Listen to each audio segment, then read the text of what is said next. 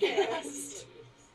Fridge Friends podcast. It was just, hello and welcome to the Fridge Friends podcast. I'm your host, Jake Martin, and I'm excited to announce Tyler Wolf in the fridge. Thanks for having me, Jake, man. Yeah, I appreciate you coming on.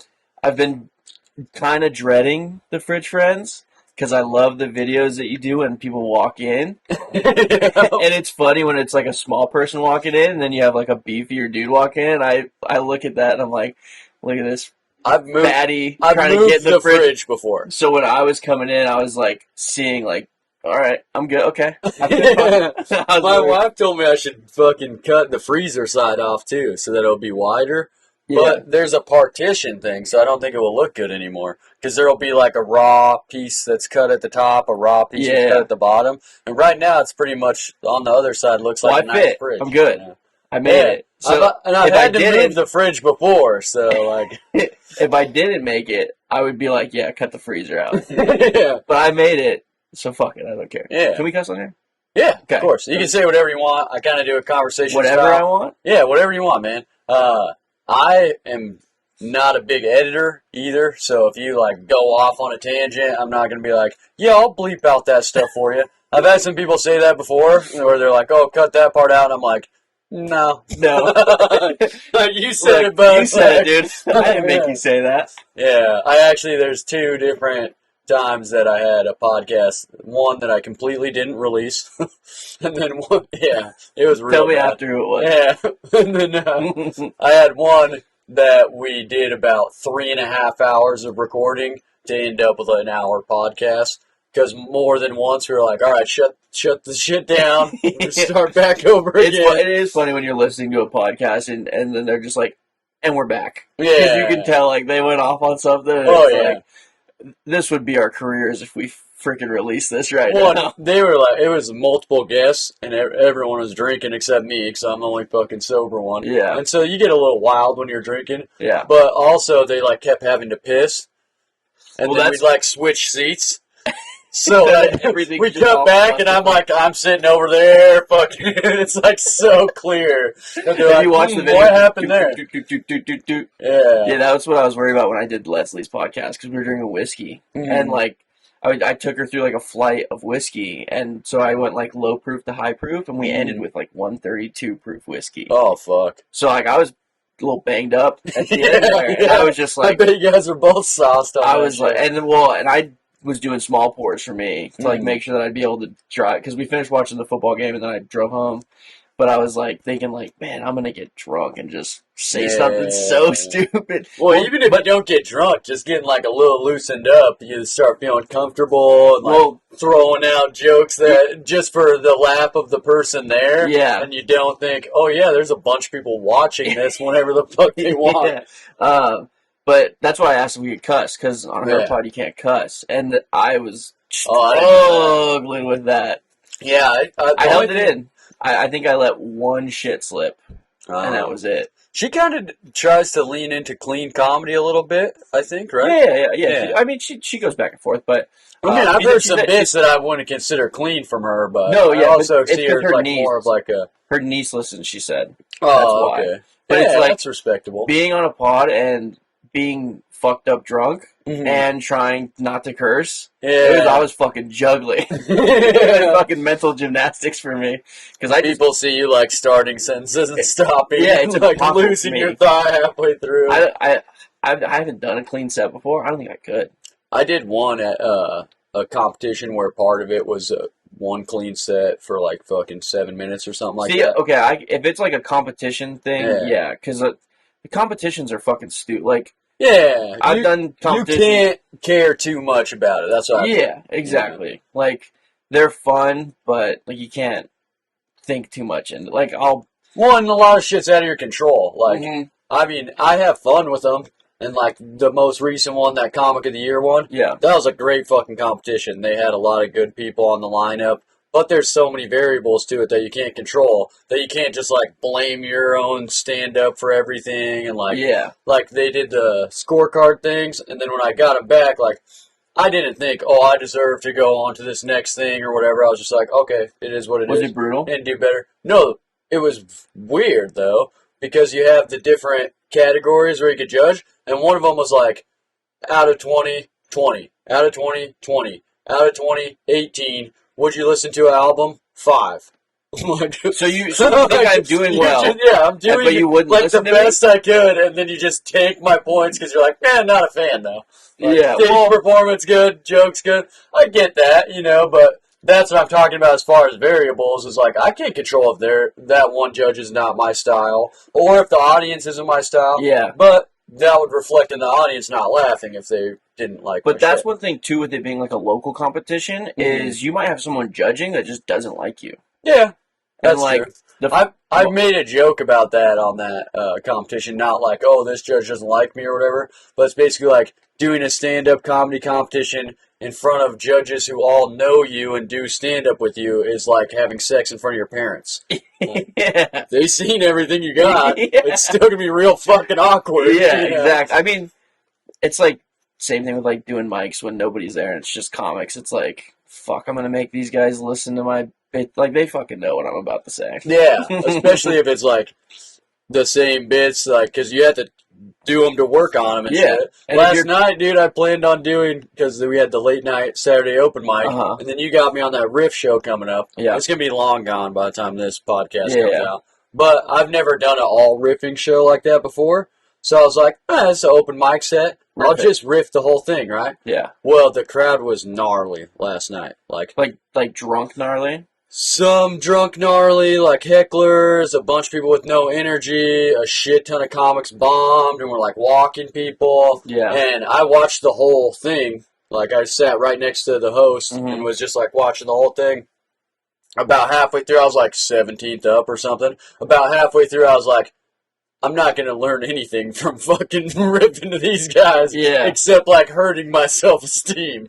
Let's see what I could do with, like, some jokes, and then I end up doing some jokes and, like, doing decently well, but I definitely wouldn't have, like, done well off the fly on such a, like, stringent crowd. That's Saturday. They're judging hard at that crowd. Whereas some crowds you get, like, easy laughs. They're laughing at dumb shit. Yeah. They understand, like, improv, shit like that. If you're working on something, it's a good room to work it out. And then sometimes you're like, if I don't bring A game, I'm bombing. Yeah. Well, like, that Saturday mic is where I kind of, like, started to learn how to do crowd work. Yeah. Because it would get to the point to where, like, I'd get put up late on that Saturday open mic. I'm going up at 1, and there's like 6 people there, and it's like, these people are drunk and tired, and I don't fucking care. I'm gonna. I've seen you do a whole riffer at the fucking Saturday before. And I'll just do it like, I'll do something like I'll sit on the stool and just pick a fucking table, and just like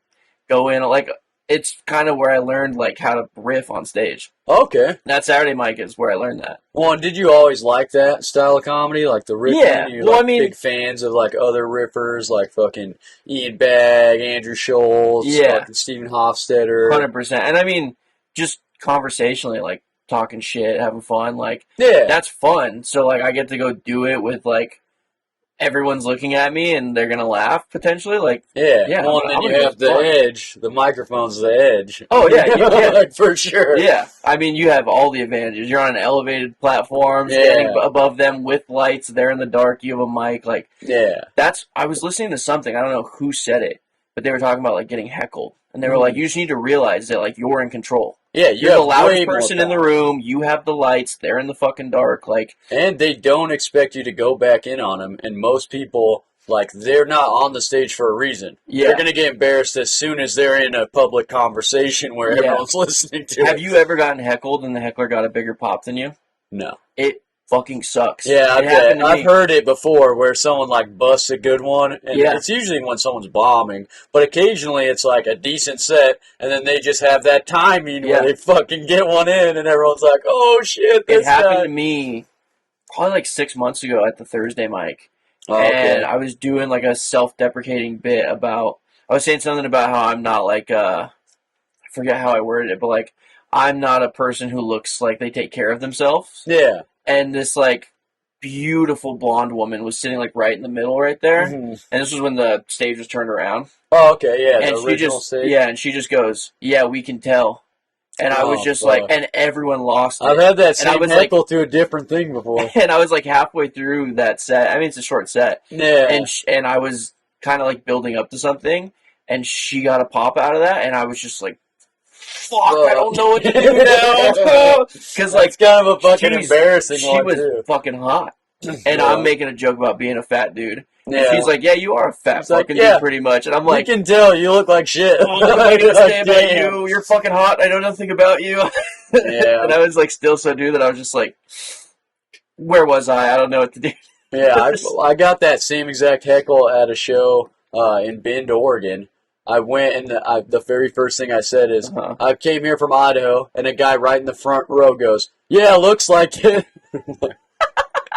Like, damn, how's this going to go? Yeah, but I looked at him and finished my joke, because I had an opening Idaho joke. That's the only reason I said that. Yeah. And I looked right at him whenever I did it, and he laughed louder than anyone. So, like, it helped, but if I wasn't loaded with that could have derailed the whole set 10 seconds into it. You know what I mean? That was probably an actual show, not a mic, too. Yeah, oh, no, it was like a mix type thing. Like, they used to do that here, where they'd have, like, open mics and then a headliner at the end, or, like, open mic and then you get 10 minutes, 15 minutes, something like that, like... They still do that at the Monday mic, because I've done the headlining set at the Monday mic. I did it... At the very end of it? Yeah. Yeah. Like, there was a mic. It was that kind of thing, where they're like... to do 20.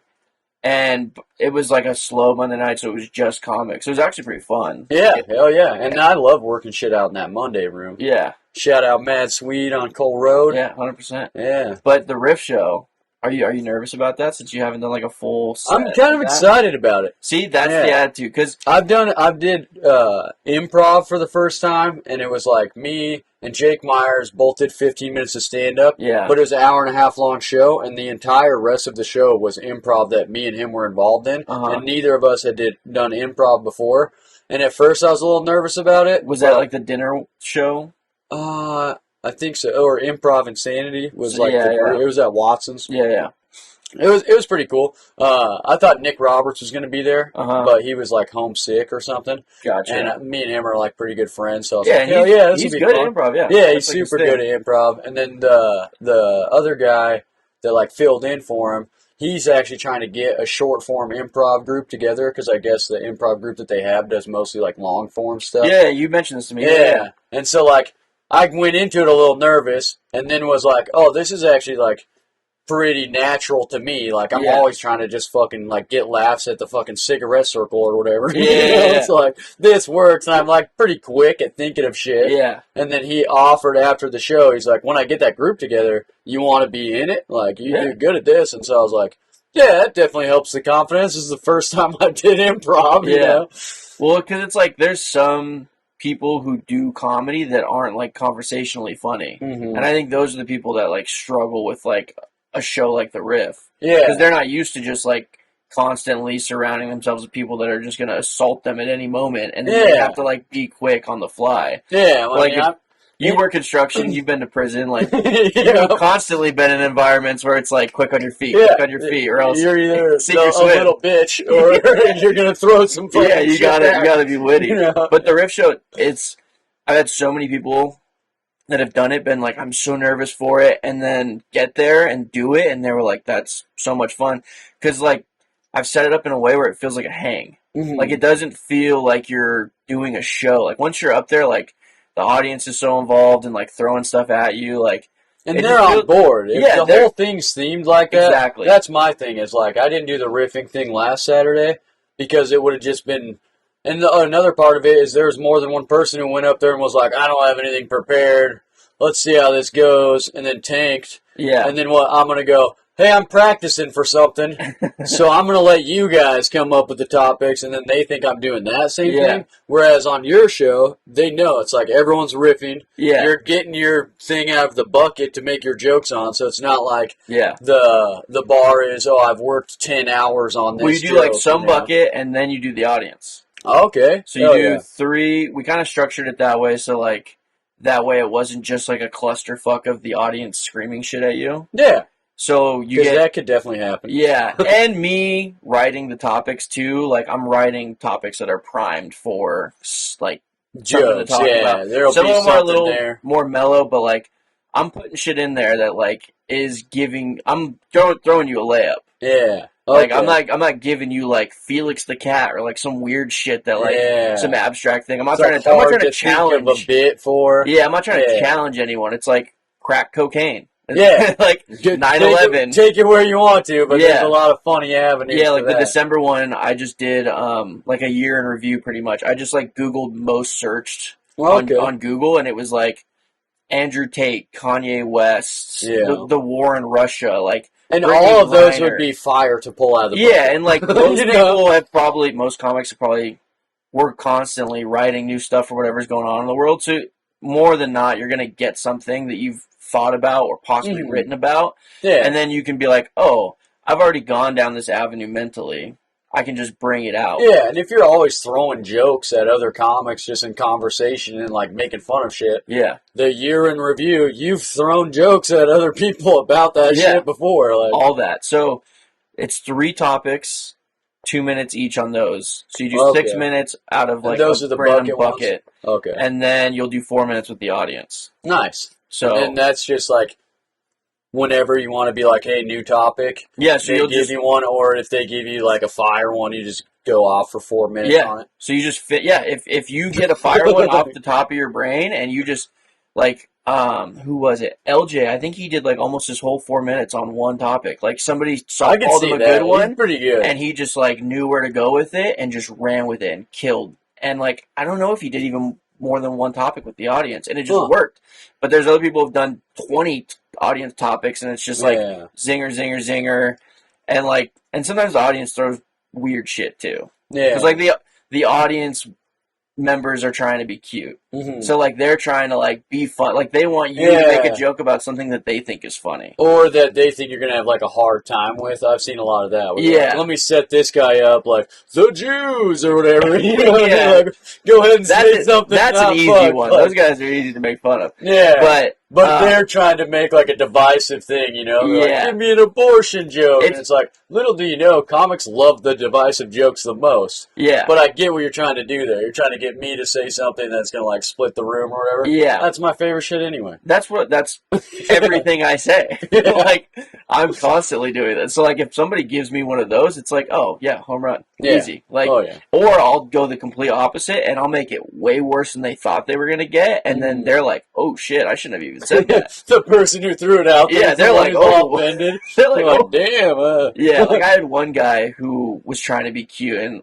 he threw out like it wasn't even the guy who threw it out. One guy threw out like funny names of stores or something, and then some other guy in the audience was like Siemens, and I'm like, what? I don't even know what that is. And then he's like explaining to me what this store is. Oh, the store called Siemens? Yeah, it's like SEIMENS, and then it's like he was just waiting for like a part where he could like be the funny guy in the audience. I just let him run with it. I was like, peppering his little cum joke. Yeah. I let him run with it. He was just like, afterwards, you could tell he was like looking at his girlfriend. He's like, man, I shouldn't have even spoke. I feel so dumb. The hecklers that are like trying to be funny throughout the show, and they like keep failing at it, then they try harder and harder. Like as it goes on, you're like, yeah, you'll see a heckler like try and be funny or like add to what you're doing, and you don't acknowledge them, and they don't get a laugh, and then they're like, well, I gotta do it again. I gotta get a laugh eventually, and then it's like, just shut up. Oh, and it can be flipped on them really good too. I was at a show on Friday. There's like, oh, you were there. You were doing the sound. Yeah.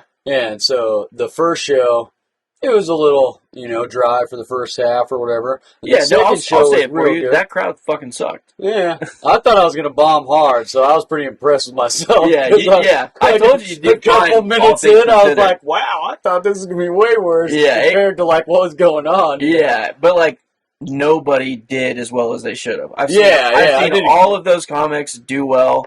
None of them did as well as they should. Yeah, we had a 10-year vet on there that, like, he did good, but he didn't fucking crush it. Nobody crushed it, you know?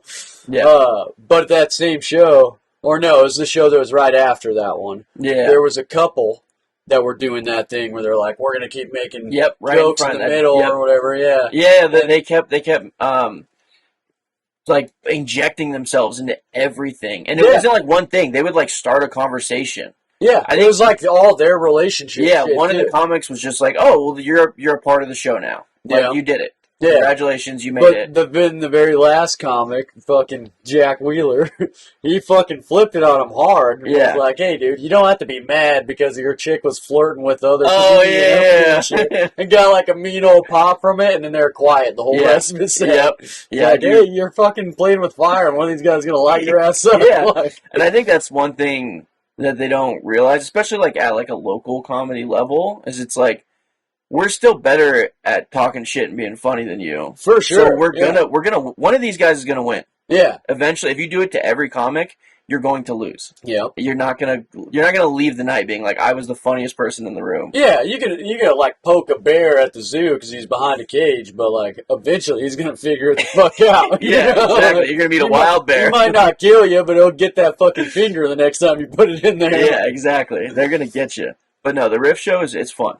Yeah, I'm excited about it. And like one thing is why I said yes to that improv thing and why I'm like trying to get more into that type of stuff is because I feel like I do lean into my writing quite a bit, and I'm funnier with my writing than I feel like I am off the cuff in my own mind. Yeah. And then other people's like reviews of me and like feedback that they give me is like, hey, whenever you come up with like the fucking first joke that you thought of based on the last guy's set or something that happened that night, they're like, that's my favorite one every time. Yeah. Or like whenever something during the show, a heckler or whatever, throws you off for a second and you have to like switch up what you're doing. Yeah. We can tell that you just came up with that right then. Mm-hmm. Like, that's great. And then I always get like a lot of people saying like, you're fucking funny in the cigarette circle thing or like just in conversation. And it's like, that's where I'm naturally funny for sure. Yeah. And then I trick myself into thinking like, all of my bits are only funny because I've reorganized them so many times. Yeah. And punched this up and tried this out. And that's like what I was talking about, how like that's the you have it or you don't.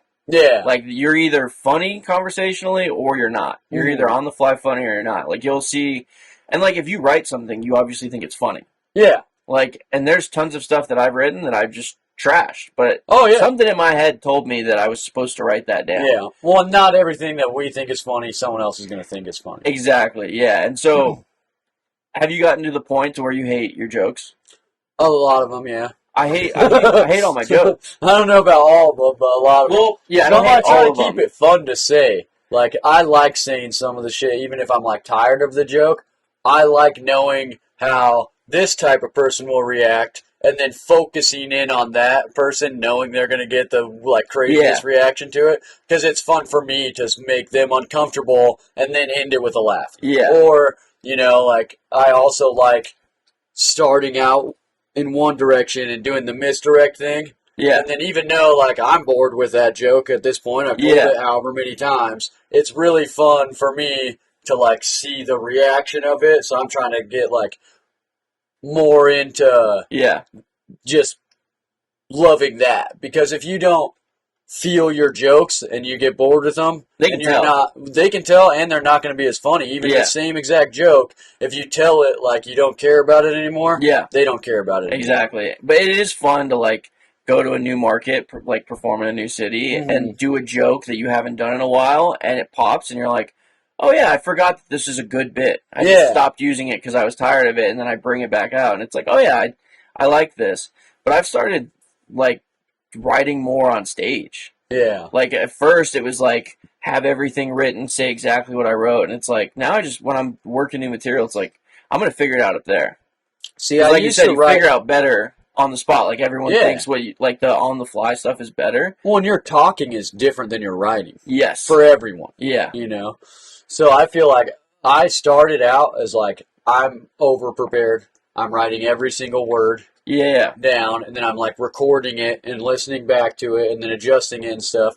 And now I don't necessarily like go, all right, here's my idea, and then I'm going to figure out the rest on stage. Yeah. But I have like the premise, some tags, a couple punchlines, and then all the word-for-word shit, I'm not doing that anymore. Yeah. I'm figuring that out at the mics and filling it all in and then trying it different ways, too. Yeah. Because if I get a good pop out of it, but it's not, like, this is going to work every room and get laughs from everybody. Yeah. Then I'll try it a different way the next time and keep doing that until I'm like, this is the best this 1 minute could be, on to the next one and that type of shit. Yeah. You know?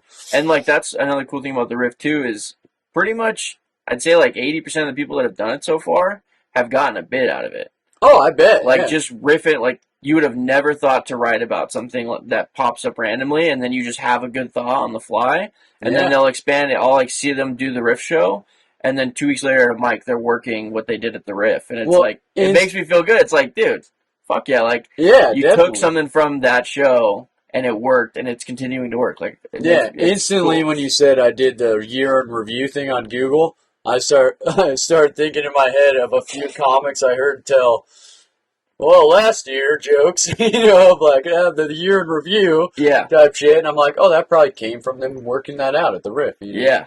I mean, it's just fun, and we didn't have a show like that before, so like it's fun to just have that show now. Oh, definitely. Some comics do fucking full specials of just riffing and crowd work shit. Yeah. Mark Smalls did one, and Schultz did one.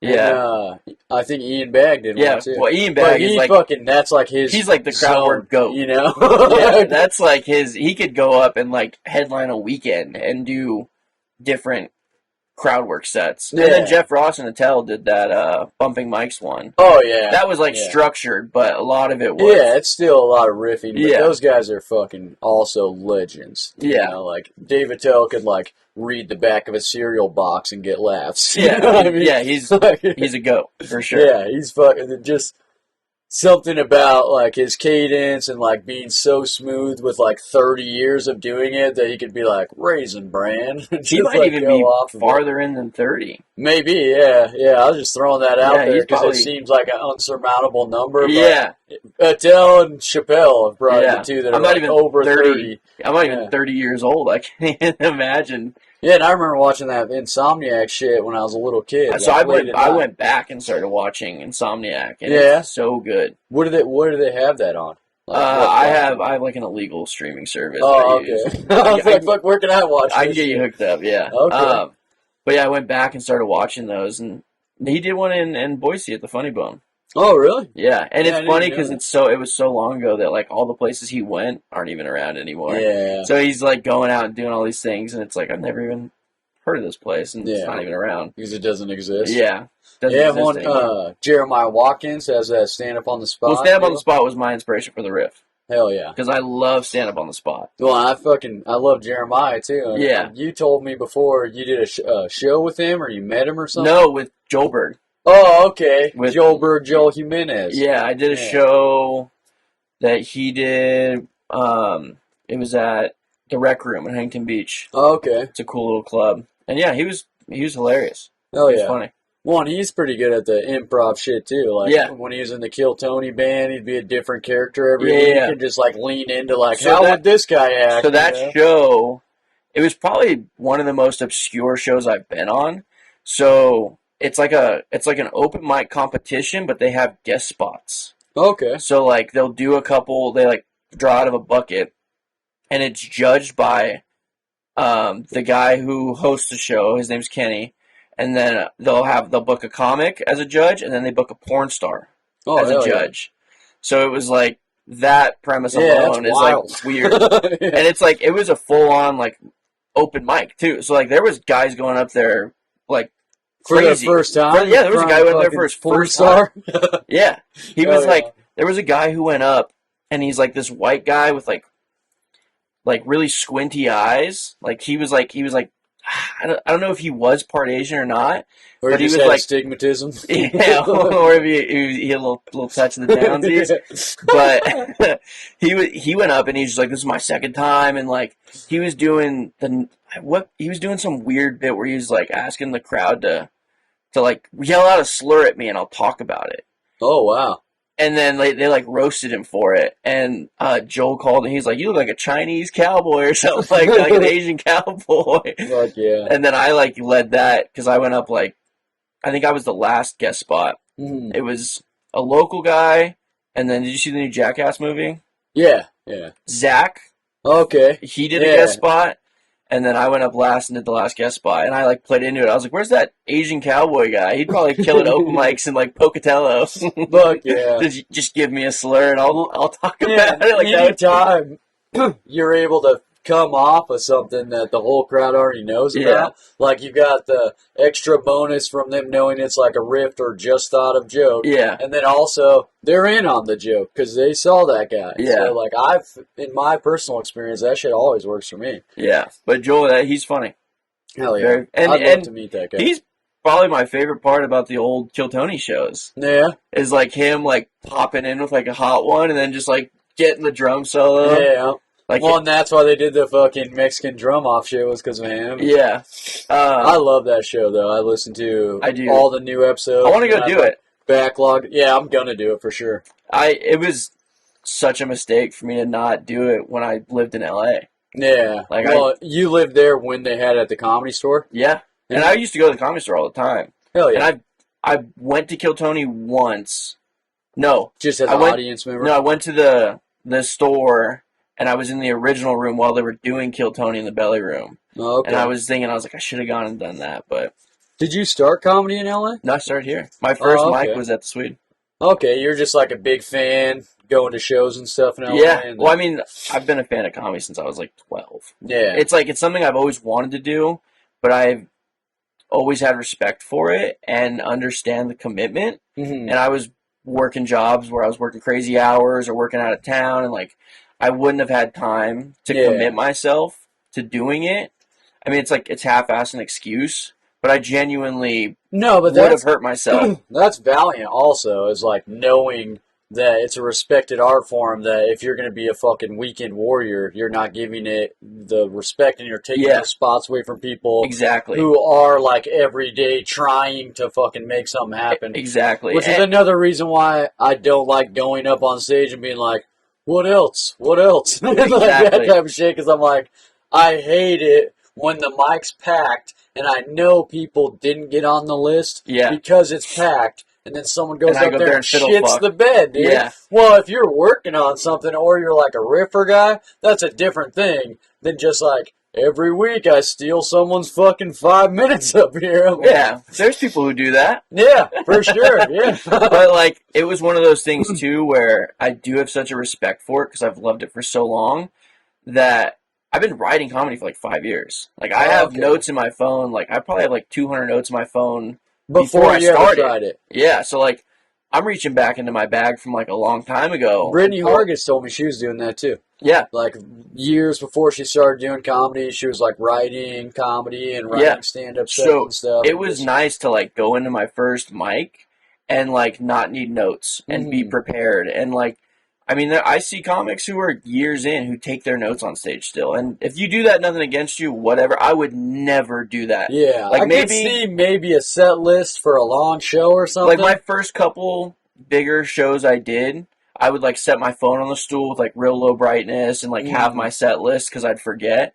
But, like, going up there with a notebook and reading out of it is, like, how is the audience going to take you seriously right now? For sure. Like, yes, they're at an open mic. Yes, they know that you're practicing. Mic, I get it. Maybe, you know, like, if you didn't have time to remember your shit. But that also goes to that same thing you were saying of, like, if you don't have time to be working on this shit, wait till next week. Yeah. You can wait till next week and give someone a spot who does have their shit. Or do a bit that you have a new tag, or punch something up, or do something you know instead of wasting everyone's time with, like, oh, well, what's next on? Hold on, let me take my phone out. Hold on, let me look through my notebook. What am I going to do next? It's like, you had all week to think about it. I had someone tell me before, though, angle of that I never thought of, which was, at open mics, I always do my jokes off notes because I don't want to spend the time remembering them if they don't hit.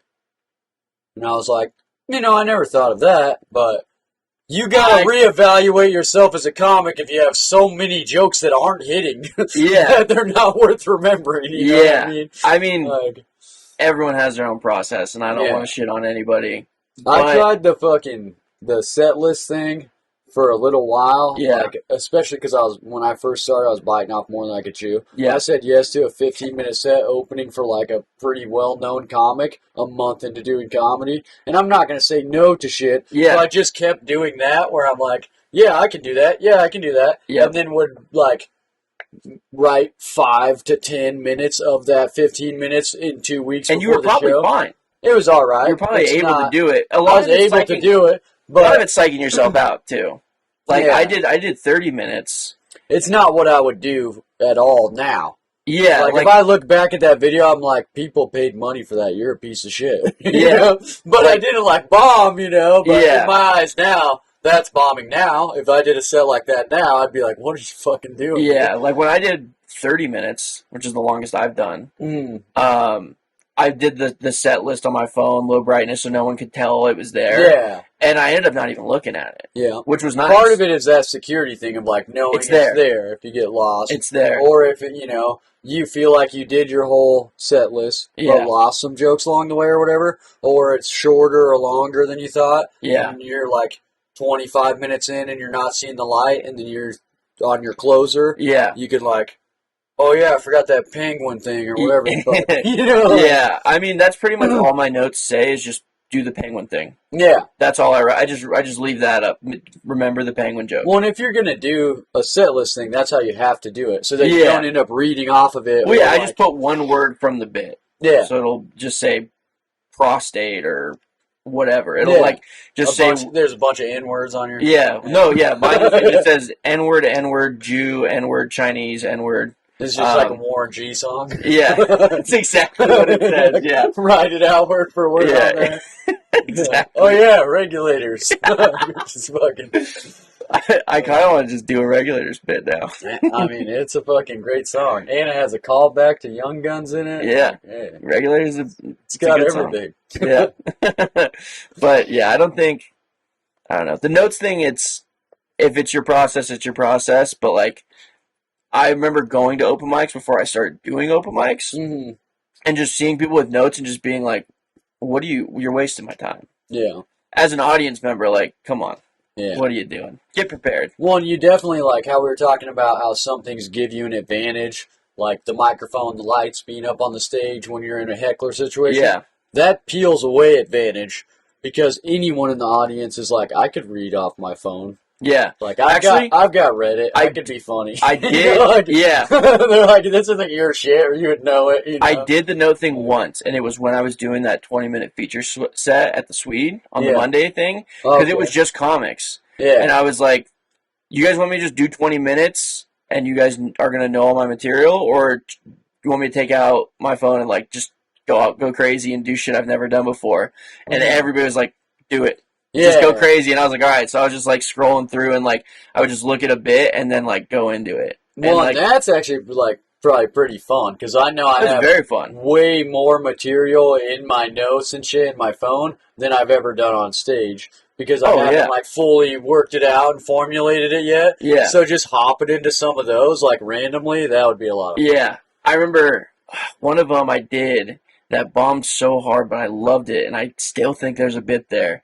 Was something about the black square. People were posting the black squares on Instagram. I was like, what if we had Instagram during World War II? Would there just be stars of David on your feed? During the Holocaust?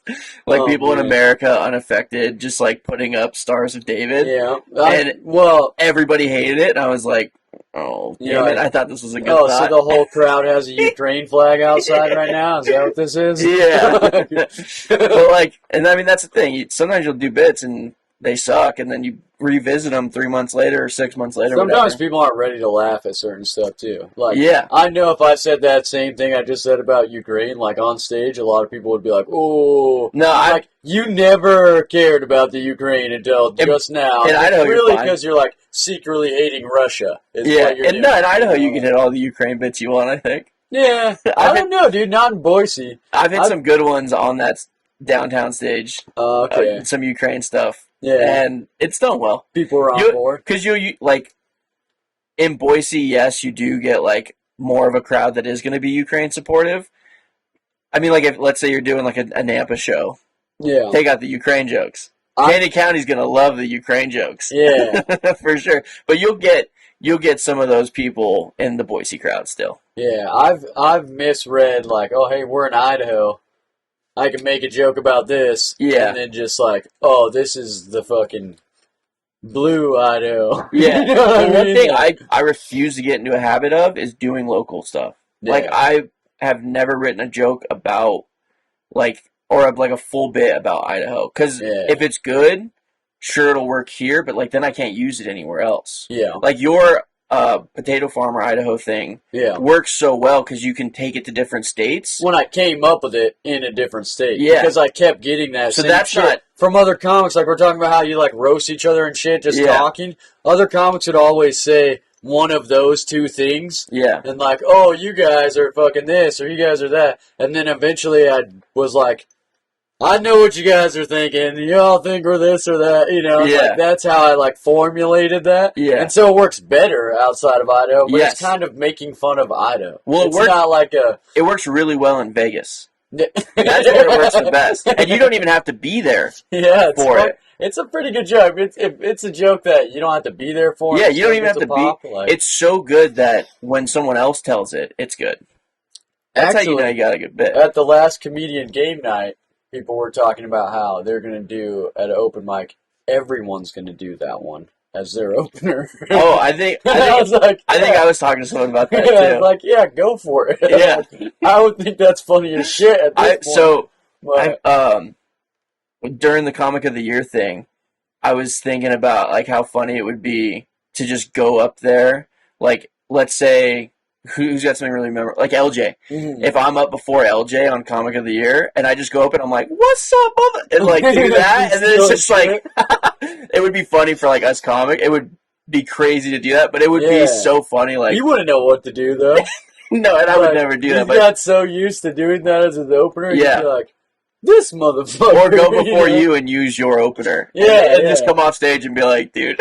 Good luck, man. I think I've thought about doing that at just like a mic too. Just like if the person behind me, I know some of their material, just go up and do their material, and then come out and see what they say. We fucking know a lot of each other's. Yeah, I just think it would be so funny. Like I wouldn't do it to like seriously try and like do well. I would just do it. You want to take it to a show in another comedy community and be like, "This is my funniest joke." Yeah, I wouldn't get booked on like a huge open mic in Vegas and then like rip with it, you know? Yeah. But I don't know. The local stuff is tough. You got to be able to have fun with it, though. Yeah. And take shit with a grain of salt and have fun with it. Yeah. You know? Like, I went through so much fucking crazy bullshit over that, and I'm like, I don't know if you guys missed the whole thing, but I didn't want to be involved in this at all. Well, yeah, I don't think anybody wants to be. This joke, you know what I mean? I don't think anybody wants that to happen. Yeah, no. And we don't have to go into it too much. I mean, it's a played out topic amongst us. Oh, but it's too easy to. It's like such a low hanging fruit. Yeah. I shouldn't even make fun of it at this point. Like it's abused, but it is very funny. It'll keep being that. It's just like people are always gonna make the Mencia joke, and that was so many years ago. And people are always gonna make the fucking. God, now I can't even think of her name. Somebody who stole? Oh, Amy. Amy Schumer. Yeah, Amy Schumer for stealing like Key and Peele, whatever. Always gonna be a fucking thing. Mencia's headlining again. Yeah, he's big again. Like he's selling out weekends. I mean, you can headline and be a piece of shit. Has he done a show? Has he done a show yet? He's touring, I think. Right now? Bill Cosby. He announced a tour, or he's on tour? I think he announced a tour. I don't know that he's gone to any because I feel like there would already be social media videos of people like fucking with him when he goes up. Yeah, because there's been that of like way less. Cosby's tough shit. Like there's like Louis, who like people who got like not got away with it, but like are fine. They're doing fine. Like they did something. Louis not even a good example because Louis is not even on the level. Like Chris D'Elia's one. Yeah, he's touring again and doing like huge venues, and it's like there's enough people that either didn't see what happened and they just know he's a guy on Netflix. Yeah, or forgave him. Yeah, or thought it wasn't that big of a deal, or didn't believe one side of it, or whatever the fuck. There's YouTube. Not 100 victims. You know what I mean? Like, that's a whole different thing where you're like the most prolific. There's still more coming out. Time. Well, I can see that. There's always that, dude. There's always that. Cosby's getting more, I think, weekly. Yeah, that doesn't surprise me. That's tough. His whole thing was crazy too, because he got like they used evidence in court that they weren't supposed to use, and that's how he got off? Well, no, it was so what it was similar to that. Yeah. But what it was is they had settled out of court with an individual that said, now you sign an NDA, like a non-disclosure agreement as part of this settlement. And then I'll give you a bunch of money, but none of this can ever be brought up again. And then she's subpoenaed to do the real Cosby trial, and she has to do it. She's subpoenaed, but she can't use any of that information, and she did, and then the court used some of that information, even though there's hundreds of victims. Yeah. Any information that can't be used in a court of law, if it's a part of the case, now you've changed the juror's opinion by that one statement. They should have just never had that girl on the stand, and he would have been convicted, no problem. Gotcha. But because that girl had already taken money in like a private lawsuit, you know. She wasn't supposed to talk about it. But Because she paid her off. That's what it is. That's such a double net. It's like... Well, it's not that the information wasn't true. It was. Yeah, it's just 100%. not legally applicable in law anymore.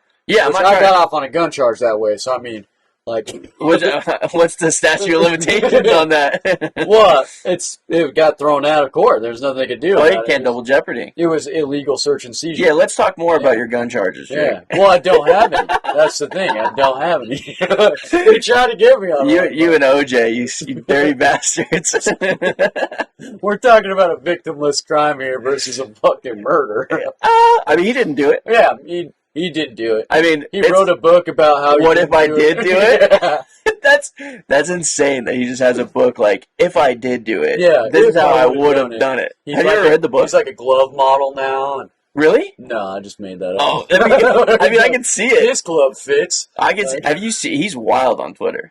Yeah. OJ, yeah, he'll just have like on a golf course with like a bunch of pretty white girls with him, and he's just like balling out. I've seen some shit like that. Yeah, it's like, do these girls not know who O.J. Simpson is? I mean, from the looks of those pictures, they were like 5 during the trials. So maybe they don't, you know. I took a forensics class in high school, and one of our like big assignments was half the class got assigned he didn't do it, and half the class got assigned he did.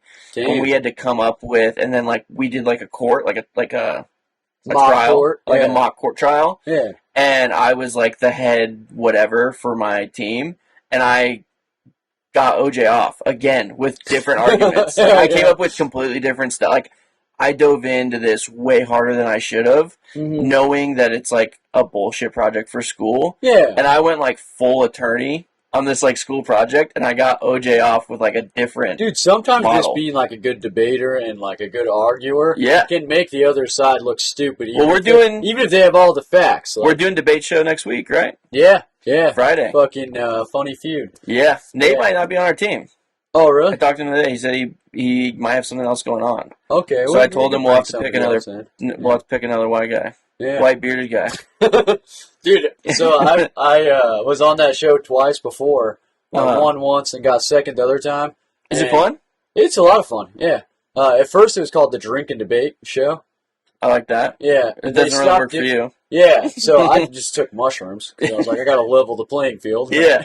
And Reese had the same idea because she wasn't drinking at the time, but she took acid. And that was way more intense for her. That's an aggressive overcorrection. That's a big overcorrection. They're not making you fucking beer bong 4 Locos on stage. Yeah. You know, like it's just sipping beer. You don't have to take fucking a 10 trip. That is an idea right there. The 4 Loco Comedy Hour. Yeah. Yeah. Look at that. They fucked up 4 Locos, I thought. Well, they did. I mean, they still fuck you up. Yeah. So I remember. But so do like 40s.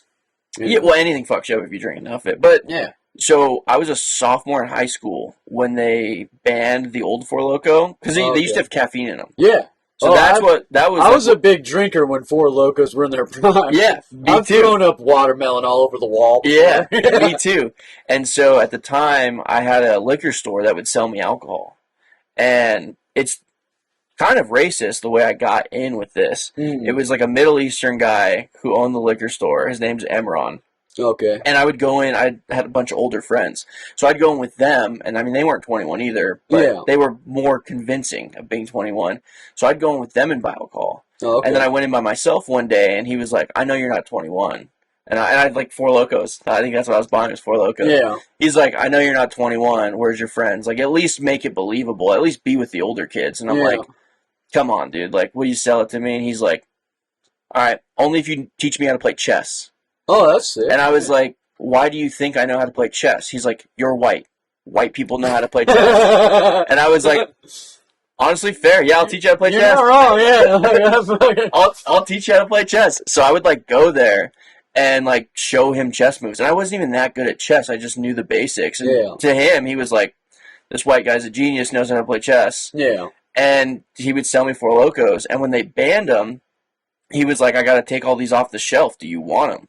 He's like, I'll sell you guys, like, the last of these. I bet that was a wild fucking party. Just a surplus of Four Locos. Yeah, but he would just like pull out the old Four Locos, and like he had like one box left. He's like, I'll save them for you when you come in. Hell yeah. And sell us the old Four Locos. Yeah, I used to be a fan of those fucking things when they had the caffeine in them, because you get shit-faced off 2 cans of it. Yeah. Like, wild drunk off I was, 15 years old? I'd shit-faced off 1. Well, and they didn't used to have, like, all the crazy alcohol options they have now. So, like, so they had Four Loco and Juice. Yeah. Those are, like, the competing ones. You would pick which can you thought looked cooler. Sparks. Yeah. They still have that going on? I don't know. E40 had one. Yeah, it's the same concept. Yeah. It's fucking it's like just a malt Red liquor. Bull mixed with malt liquor. Malt liquor and caffeine. Yeah. Yeah. But pretty fucking good. We would do this thing called a sidewalk slammer. Have you ever heard of that? Huh. So you'd buy a 40 ounce and a Four Loco, and you'd drink half the 40, and then you'd pour Four Loco in it. Oh, so you wouldn't be able to fit the whole Four Loco in. So like as you would drink down, you'd pour more. So for $6, you would have 40 ounce of 40, and then 23.5 ounces of You'd Four be Loco. fucking blacked out. You'd be blacked out for $6. And we would do that to like that's start our night. Shit. Yeah, that's homeless guy shit. Yeah, I mean, I used to drink homeless guy shit. Yeah, dude. Sometimes I still do. Dude, like, when you're a kid, that's the fucking way to go. Yeah, it's $6. I love Mickey's. Yeah, I could drink a Mickey's with my like a steak dinner and be content. I've drank a lot of Mickey's. I have a friend that was like their favorite beer. He's got a bee tattoo and shit. Yeah, like, he's all into it. I have a buddy who he got in a car crash and died when we were 21. Rest in peace, Cole. Yeah, I'm sorry to hear that. I got a homie that same thing. I've tattooed his name on me. Yeah, I'm actually getting his pretty soon here. But he was like notorious for drinking Old English. That was like his thing. Like everyone else would be like, we'd buy like a 30 rack of light beer or whatever, and he'd show up with like 3 Old English. Yeah. And so we did like a candlelight vigil at like where he crashed and stuff. Mm-hmm. And we all met at my friend's house, and I went to the store.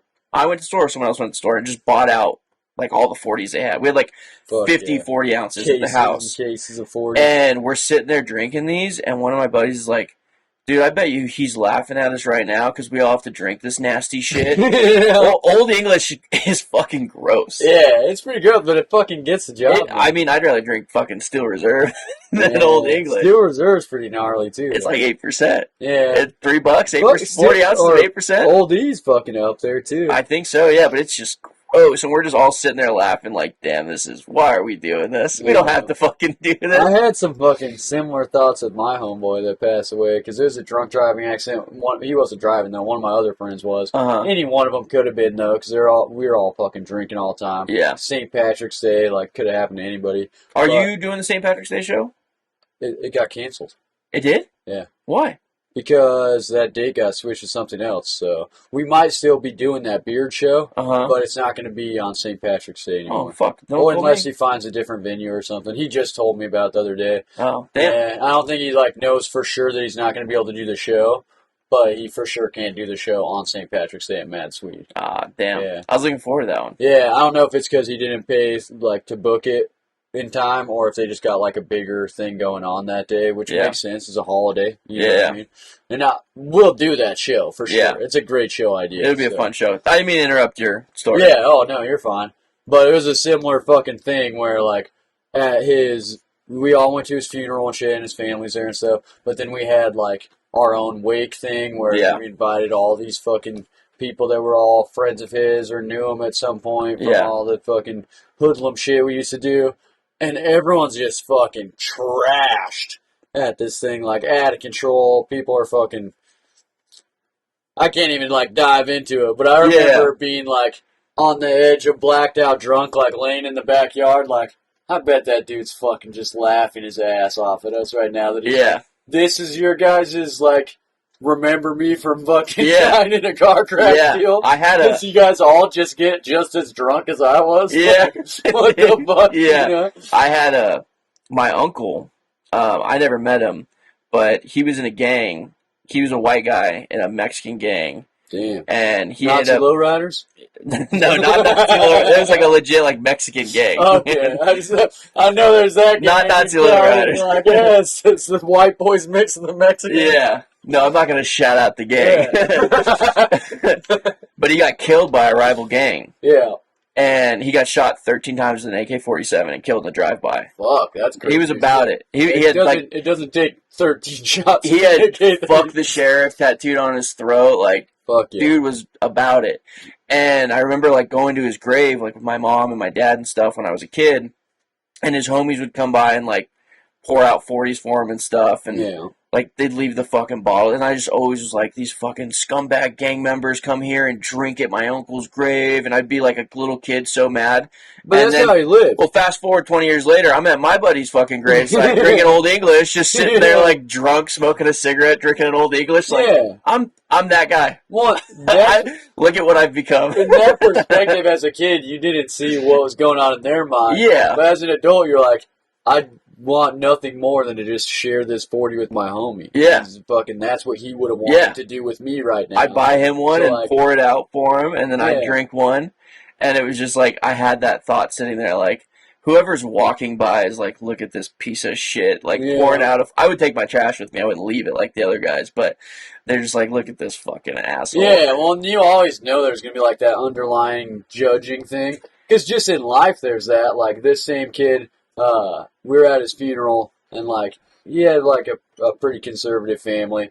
I've gotten closer with his parents since this happened, which was like fucking 7 years ago at this point. Yeah. But he, like many kids that have that type of like family life where they have like a good home, but they're still like partying and doing drugs and stuff like that. They're living two lives. They have like a secret reality that only their friends and shit know. Yeah. So you know that at a funeral setting, all of those people are mixed together. Yep. So then you're like, do we just pretend he's not this guy? Yeah. So that everyone's comfortable? Or do we just like kind of honor in our own way? Like one of the things they did is like, they played Cypress Hill Hits from the Bong as part of his like music to bring someone up for a speech. But then did only the instrumental. So none of the people who would have got offended knew what was going on. Yeah. And then all the people who are like, fucking love smoking weed all the time, that was his favorite song. Yep. They got it. You know, they're like, that's cool. Luckily, I have revealed my scumbagness to my whole family. Yeah. So when I die, and everybody wants to be a scumbag at my funeral, everyone's going to be like, oh, that makes sense. Yeah. Like, if it was like one of my siblings who has like a college degree and is a nice person, if their scumbag friend showed up, we all be like, wow, what the hell is this? My scumbag friend show up when I die, it's going to be like, oh yes, this all makes sense. You're like, yeah, that's his boys. Yeah. Were you like I mean, obviously you're a bad kid. Yeah. But like, did your parents know that you were like drinking and smoking and stuff when you were young? So I have a unique situation because my parents are both drug addicts and like openly did drugs with us, and like we could do whatever the fuck we wanted. Gotcha. I was in and out of juvie. I went to foster care 2 different times as a kid, and my parents still are partying hard as fuck. Yeah. So I never had to like hide any of that type of stuff from them. Yeah. And my house was always the hangout spot. Well, until I got emancipated at 16 and did my own fucking thing. And then it was still the hangout spot because if you have your own place, emancipated means that you're just on your own. You don't need parental guardian. No, yeah. If I wanted to leave school, I would just go to the office, sign out, and be like, I'm going to work. I'm going to go smoke a blunt, yeah. This is what it is, you know. Peace and out. they can't do anything about it. You're not truant because you're your dad or whatever, like, basically. But even when I was, like, 13 years old, my house was the hangout spot because we could smoke weed in my living room, and no one's like, oh, no, the parents are going to come home and smell it. Like, they're going to come home and be like, let me get a hit off that shit. Why don't you let me know that you had it? So my family is the exact opposite. Yeah. Like, my dad was a cop.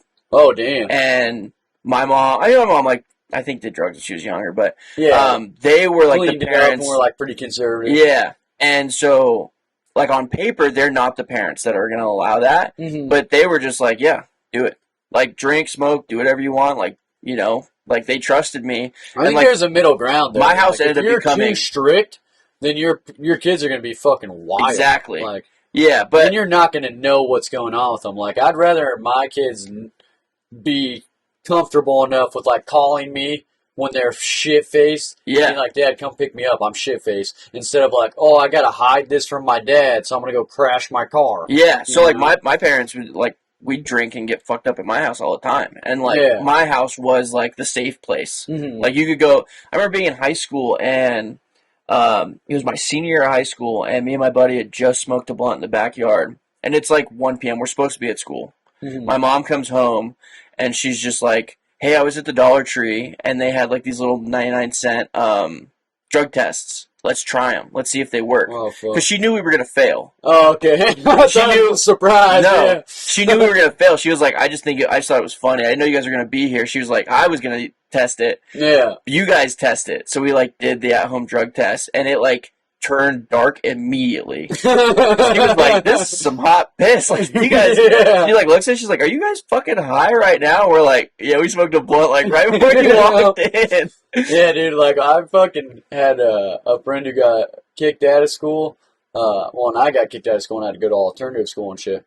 But I had a friend who got kicked out of school for, like, the rest of the semester or whatever. And he would just, in the morning, because he didn't tell his parents that. Yeah. His dad was disabled, so he, like, didn't really know what was going on, but would be super pissed if he knew what was going on. Yeah. So he would just, like, in the morning, meet up with me. We'd fucking wake and bake, smoke before school. Yeah. I'd go to school, and then he'd hang out with my stepmom and just be, like, getting fucked up all day and shit. Yeah. And then I'd get home from school and be like, oh, yeah, what's up, buddy? Yeah. And then he'd go home, talk to his dad for a little bit to be like, oh, yeah, school was good, whatever. I don't have homework or make up some shit. Yeah. And then come back over. But, like, all day during the school day, my parents would be fine with him hanging out at my house. Yeah. You know? He ended up moving in with me for a little while, too. Yeah. I had several people move in with me as underage kids just because, like, my parents didn't give a shit, you know? They're like, eh. Yeah, like, my mom would get more mad if I did something... She'd be, like, most parents would be mad about their kid, like, getting blackout drunk at 17. Yeah. My mom was, like... I had a situation where I woke up in the morning, my mom wakes me up, and she's like, what are you doing here? And I was like, what? And I blacked out the night before. I didn't even know I was at home. Yeah. And she's like, you told me you weren't coming home. And I was like, oh, I got a ride. She goes, you got a ride? Your car's outside. Oh, fuck. And I'm like, yep, got a ride in my car from someone, and like had to make up this lie on the fucking someone, yard. You know, Eric drove my car, and then someone came and picked him up, and she's like, do you not remember driving last night? And I was like, well, no, Mom, I didn't drive. And she's like, just don't fucking do that. Yeah. Like, go out, get fucked up, I don't care. Well, just don't fucking do that. That's honestly, like, you know you can't stop your kids from doing everything. Yeah. So telling them, like, this is what's actually important. This is what's actually really dangerous. Like, not that drinking with your kids is a good idea, but not doing it and then making it like a fucking line in the sand where they know they can't tell you what they're actually doing just makes them keep things secret from you, which puts them in dangerous situations. That's the same thing with, like, everyone being pissed about weed being for sale in stores and shit. It's like, dude, if my kid decides to smoke weed, I would much rather him be like, hey, you're 21, buy me a fucking couple joints or whatever, instead of, hey, let me go over to this 50-year-old dude's apartment where he's selling pills, meth, and weed. Yeah. And buy whatever the fuck he's got. I'd rather, you know we should just legalize all drugs. Yeah. Because you're not going to stop people from doing drugs. It would make things a lot safer. It would make things safer. So if you wanted to do drugs, I have this opinion that, have you ever done heroin? Yeah. I have this opinion I smoked heroin, though. I've never, like, full-on fucking... I've told, like, kind of more buttoned-up people this opinion. I should read my room better. But I've never done heroin. Yeah. I think I've heard such good things about heroin. You love it. Everyone does. I want to do it one time. That's what I'm saying. I want to do it one time in a controlled environment, and I know that I don't have an addictive personality. Like, I know I can do it once just to see how cool it is, and then never do it again. And people spaz on me about that. It's like, I don't know. If you want to do heroin, I'm not trying to tell you to do heroin. That's what I'm going to leave here with. If you're going to do any drug that you're like, I'm going to try it one time and be able to get away from it, heroin's not a bad one to do that with. Because it's one of the only drugs that doing it even just one time, the next day you're sick.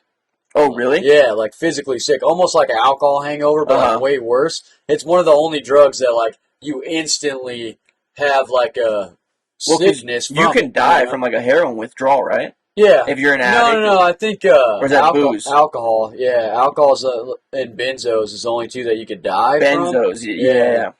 Or like barbiturates, maybe. I don't fucking know. Yeah, but I don't even know what that word means. Yeah, but heroin is like really bad for your body to withdraw off of, and if you were like strung out on it and then went through like cold turkey withdrawals, you could die from side effects related to withdrawing. Like you puke so much that your body's dehydrated and has no nutrients in it or something, but you can't die just from the withdrawals. That's not a thing. Yeah, but just like you can't die from smoking too much weed. Yeah, it's gonna suck really bad. But you're not going to die. Yeah. Gotcha. I mean, even if you like edibles, way better case for trying to overdose on weed because you could definitely eat too much edibles to have a good time. You're still not going to die. No, so like I remember the first time I did dabs, and like I don't smoke now. I have a job that doesn't allow it. Mm-hmm.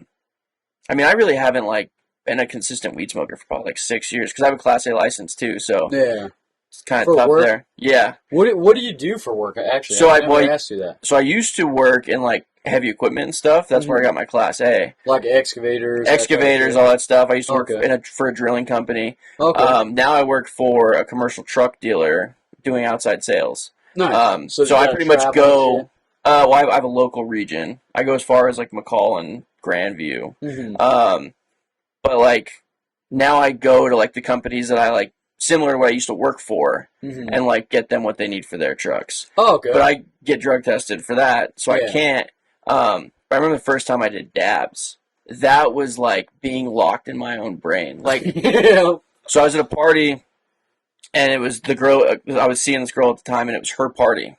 Okay. And at the time, I loved lean. Lean was like my drug of choice. Yeah. And so I go to this party, drinking, sipping lean, everything's cool. Which is a fucking crazy mix. Like, yeah, it's fun. Yeah, I used to like drinking and doing Xanax at the same time. Yeah, so like, so fun, and we were smoking super blunts. Dangerous. So it was like blunts, lean, alcohol. So I was already on a good one. Yeah. And there was this dude there, who was kind of a friend of mine, but he was trying to fuck the girl that I was dating, whose party it was. At the party? Yeah, that night? And he could tell that I was already on a good one. Mm-hmm. He's like, hey, you want to take a dab with me? And I'm like, I've never taken a dab, to be honest, I'm kind of already fucked up. He's like, no, it's not that bad. Mm-hmm. He's like, it's like taking a bong toke. And I was like, oh, I could take a bong toke. He's setting you up to be too He's setting me up. So you could try to hit up on your girl. Yeah, so he's like, it's just like taking a bong toke. So I take a dab, and I'm sitting there, and kind of a delayed response. Yeah. So I'm already fucked up. So I'm not realizing it's hitting. He's like, you want to do another bong toke? Another dab? And I'm like, I could do one more. Whatever. So I ripped 2 heaters. Like 2 full dabs. You got the fucking an hour late throat for 15 minutes. Dude, an hour and a half later, I was curled up in the bushes. Like hiding from everyone. Just like, wow. I don't want to be alive. And like I laid in those bushes for hours till someone found me. Yeah, people don't realize it, but weed is a fucking psychedelic drug. Like, yeah. If you do a bunch of dabs or concentrates or enough edibles. Yeah, or a nice fucking cocktail of codeine and liquor and malt liquor. That's the only time I ever passed out from weed was because of a cocktail thing, and then I fucking took a dab. Yeah. And instantly, like, as I was blowing it out, I got the feeling of like, oh, I need to sit down. And I just passed the fuck out, hit my head on the floor. I passed out from Nas. Yeah. Nas balloons made me pass out. Oh, yeah, that's kind of like, that's what you're going for. You know? Yeah. I had a buddy who took a whole balloon in one rip and just went right down and put his head through a wooden fence. Yeah, that shit you should be sitting down to do, because like if you get a good one, you're gonna pass out. That's the point. Do kids still do that? Like have tanks and stuff? Oh, yeah. Like I don't know. I'm so removed. Especially at like music festivals and shit. They call it hippie crack.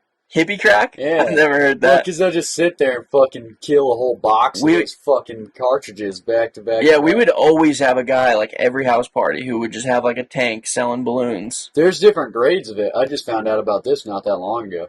From, like, music festival people who are, like, big into doing all different drugs. Yeah. And we were talking about how, like, if you're on mushrooms or you're on acid, and then you fucking take a nice good whip it, that it's like a whole fucking different thing. Like, because you're still on acid, but then you're dissociating from the nitrous and, like, forced to be asleep when you can't be asleep on that type of substance. So it's like a dream mixed with frying balls, mixed with the fucking wah-wah shit going on, you know? Yeah. It's like a crazy thing. So they like, that's why it's big in the music festival thing, is because everyone's frying. Yeah. And so they're like, oh, hey, try this. It will change your whole fucking demeanor for a minute. But they told me there's like Korean gas, which is like a different, like NO2 is like basic nitrous, but just like there's oxygen is O2 and ozone is O3, there's nitrous like that too, where it's like... And so it just affects you differently? It's just way more powerful. It's like, you know how you go to an oxygen bar? Yes. It's not just people breathing in there. It's people breathing ozone out of an oxygen machine, which is O3 molecules. So instead of like breathing in NO2 molecules, which is nitrous, they're breathing like NO3 or some shit that like instantly fishes you out and like sinks you in a long thing. I never tried it, but they're like, it's called Korean gas. You can tell by like the markings on the whippet thing that it's like a different thing. Yeah, gases are nuts. Yeah. So like I worked for an apartment like property management company for a little while. That's what I did when I first moved here, because I just needed a job when I moved here, and I knew that there was an opportunity to get free rent. Mm-hmm. So I was like, I'm going to take this job, and I ended up getting free rent. It's a good-ass job, then you get paid, and you don't have to pay a bunch of money. Exactly. But, like, if we had a tenant that, like, stunk the apartment up, when they moved out, when we would, like, flip it, we had a machine called an ozone machine. Yeah. And you'd plug it in, and it would remove all the oxygen in the air, which would remove the smell. But replace it with ozone. Yeah. Because it, like, cleans it up. So, like, if you, like, let's say you and I had a slumber party in here and turned that machine on, we'd die. Oh, it removes the oxygen from the air. Oh, damn. Like, so, like, when we would go in there to, like, turn it off, we'd have to, like, hold our breath and, like, open windows and stuff to, like, get airflow in. Before we could, like, actually go in there and work again. So it's not leaving any oxygen left in there? None. That's wild. Yeah, and it just removes the smell. Completely. So, like, if you had a room that was full of a certain odor you didn't want, you just throw one of those in there for the night. Boom, next day, no odor. Okay. It just sucks I've heard of ozone machines on, like, a small, like, scale where it's, like, a little box, like, similar to this. Oh, yeah, the ones I was using was, like, they were, like, this size. Yeah, I've seen these in, like, weed grow rooms. Just running. So that it, like, doesn't, they'll have, like, their fans piping it out, and then it doesn't smell to the outside world. But yeah, it's definitely not as powerful because you're in there, you know what I mean? Yeah. But also it might possibly be because the entire room's chock full of these plants that are producing crazy amounts of oxygen in a controlled environment. Yeah. So, like, offsets it or something. Yeah. But that's my only experience with the ozone machine thing is, like, that and charcoal filters is how you get the neighbors to not know that, like, their neighbors isn't a real house. It's just full of weed plants. So, the house I lived in right before I moved out here, the lady who rented it to us told us that the guy who lived there before was doing that. Yeah. We just used it as a grow-op, and they found out and kicked him out. Yeah. So when we first moved in, the place still reeked of weed. Yeah. And so, like, people would come over, and they're like, are you guys hotboxing your house? And it's like, no, there just used to be 500 weed plants that lived here. That fucking smell stays and shit. Like, yeah, they did change the carpet, but it was in the walls. Like, it would, and every now and then I would... Just like if you smoke cigarettes inside. If there's weed growing all the time inside, it's in the sheetrock, it's in the fabrics, it's in the carpets, everything. Yeah. Like, I mean, even, like, in a car, like, the fabric on, like, the headboard turns, like, yellow and black and stuff, like, if you smoke in your car. Yeah, the first time I got out of prison, I had got divorced while I was in prison, so I had to go... I love that bit that you do, by the way, about being divorced and then now you're married to the person you divorced. Yeah, it's true, too. It's a primo bit. No, it's not her favorite bit, but... I just got to keep reminding her. I'm like, babe, I'm insinuating that I'm gay in that bit. Like, I'm more of the butt to that joke than you. Yeah, exactly. Like, I told them we're back together. Yeah. No, but, because of that whole situation, like, I was living in Oregon at the time. Then I got extradited to Idaho to do my prison time. Yeah. And we got divorced, so she was still living in Oregon until we got back together. So the only way I'm getting paroled out is to go to a halfway house. So I had to move straight out of prison into a halfway house. Probably reek the cigarettes. The halfway house, yeah. Yeah. Well, and everyone's smoking meth in there, which is a whole nother problem.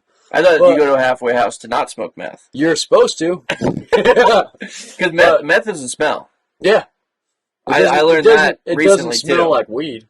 Because when I was working for that apartment community, we had somebody who was smoking meth in their garage. Mm-hmm. And one of my coworkers was like, hey, this lady's smoking meth in her garage. I was like, how do you know? He's like, I could smell it. I was like, I didn't even know meth had a smell. It's not like a pungent smell like weed or cigars or something, but it's such a powerful addiction that, like, some people can't vape because of meth, because it tastes similar to meth smoke. Really? Like a lot of flavors. It's like a fruity smell. Yeah, right? one, it's thick smoke too. Vape smoke is, and so is meth smoke. Yeah. So they'll like give them triggers and like bring them back to it or whatever. But But my thing about the fucking whole halfway house thing is why I brought that up is because people were doing meth there all the time. You'd get raided all the time, and you don't have to fucking have a warrant or nothing. It's a halfway house. Yeah. So all the POs, Garden City Police, Boise Police, Meridian, they'd all get together to root through all our shit in the middle of the night, like a couple times a week. And like the second week I was there, they fucking do a full raid, dogs and everything, and they make everyone go out of their rooms to like the living room and hang out while they toss everything, and then they like randomly piss test people. And they go, who lives in this room? And it's like me and 3 roommates, because that's fucking how it is. Yeah. They're just trying to make a shit ton of money. So, Yeah. there's Squeeze you all in 25 there. people in the house. They all pay $700 in rent, but it's court ordered, so like you have to. yeah, you're getting your money. Yeah, but so then they pull us all aside and they go, well, whose fucking bag is this? And I was like, oh shit, that's my bag. Like, what's the problem? You know what I mean? The dog hit it. And they're like, yeah, the dog hit on this. What the fuck's going on? I'm like, you can go through all of that. Like, there's definitely nothing in there. I could explain this. My dad lives in Ontario. His whole house is full of weed plants. I didn't have shit when I got out of jail, so I was like, hey, Dad, give me what you can until I get some money from working. So he gave me a duffel bag and some clothes and shit, and it just soaked the smell into it enough to where a week later the dog's hitting on a bag that there's no drugs in it at all. Yeah. It just still smells like the weed from it being sitting on the floor next to fucking 50 weed plants. You know? Yeah. I mean, it's funny too, like, because I don't know about like meth and heroin and all that. Like, I've just had fun drugs. Yeah. So like, well, that's probably a good thing. Yeah, I think it is. And it's funny to talk to people who have never done any of those fun drugs, and like the way that like I'm like, you don't know about this? Like, it's like, and then like you talk to somebody who's done the hard drugs, and then I'm the like Mormon who's like, oh well, I've never done this before. You don't know heroin gets you sick the next day. Did you say barbiturate? I don't even know what that word. What the hell are we talking about? I think the only reason why, like, so first of all, I don't have like that big of an addictive personality similar to you. Yeah. But also, I think the only reason I was able to like dabble with shit like that and not get like strung out is because my parents were into that shit. Yeah. So I always had like in the back of my mind, like, I'm not going to be this. Yeah. Which I know weed's not going to lead to that. I know doing mushrooms on the weekends is not going to lead to that. But if I'm ever with the fucking homies that are smoking meth, and I'm like, I'll give it a shot, I'm going to make a hard line that when I wake up the next day, no matter what, I'm not doing it again. Yeah. And I'm going to give it a few months or whatever. At the time that I was fucking around with that shit, I'd always give myself like a hard rule like that, just because of my own like internal fear of being that person who like started doing heroin, and then 2 months later, they can't live without it. They're stealing from all their friends, and they're just like a piece of shit. Same thing with meth. They haven't slept in a fucking 2 weeks since the very first time they did it. They lost all this weight, got all this acne, got all these new charges. Yeah. It's funny to think of you as that person, too, because I only know you as, like, a very calm person who's like very reeled in. Like, I think of you as like a dad and like a nice person, and like, not saying drug addicts are not nice people. Yeah, I've met tons of nice drug addicts. Dads. Shout out to my dad. Exactly. But you know what I mean. Like, I think of you as like a nice family man who like works for his money, and like I think of you as like functioning member of society. Yeah, for sure. So like it is, and like I have a cousin like that who like spent 15 years in and out of prison and was a drug addict, and I didn't get to know him until after. So like he's a totally different guy. And so like people had told me all these preconceived notions. Trying to like tell me that he's this bad drug addict prison guy, and I'm like, I like him. That's how my grandpa is, man. I never knew my grandpa on my mom's side. Like I met him like 3 times my whole life as a kid growing up. Yeah, and he did like I think 12 years in California prisons, 7 of it in San Quentin. And then when he tough as tough, bro.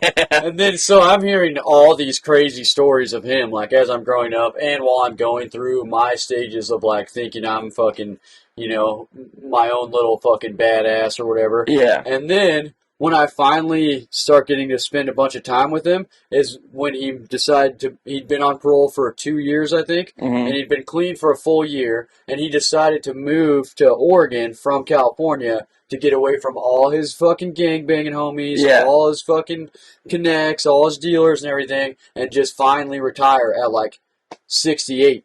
Yeah. You know what I mean? And then I was on the run at the time, like living under a fake name and shit in Oregon when we started like hanging out regularly, like almost every day. And he's like the fucking coolest guy in my whole family. Yeah. Like, because he could relate to me on a different level than everybody else. But he had his shit together, which is different than everybody else. Yeah. And he had like all this wisdom and stuff. And I'm like, man, people had a different idea about you. And he's like, no, they didn't. Like, back then I was that guy. Yeah, and so same thing. They're not wrong. Same thing. Like, I talked to like, my cousin like that, and it's just like, yeah, everyone told me that you were some piece of shit. And it's like, well, yeah, I used to be a drug addict who would, like, rob people. Like, like, that's what I used to do. And it's like, oh, yeah, I mean, just being honest about it. Yeah, it's just weird that some people, like, completely turn it around like that, and then some people are, like, still fucking in their 70s, like, gotta smoke meth. Yeah.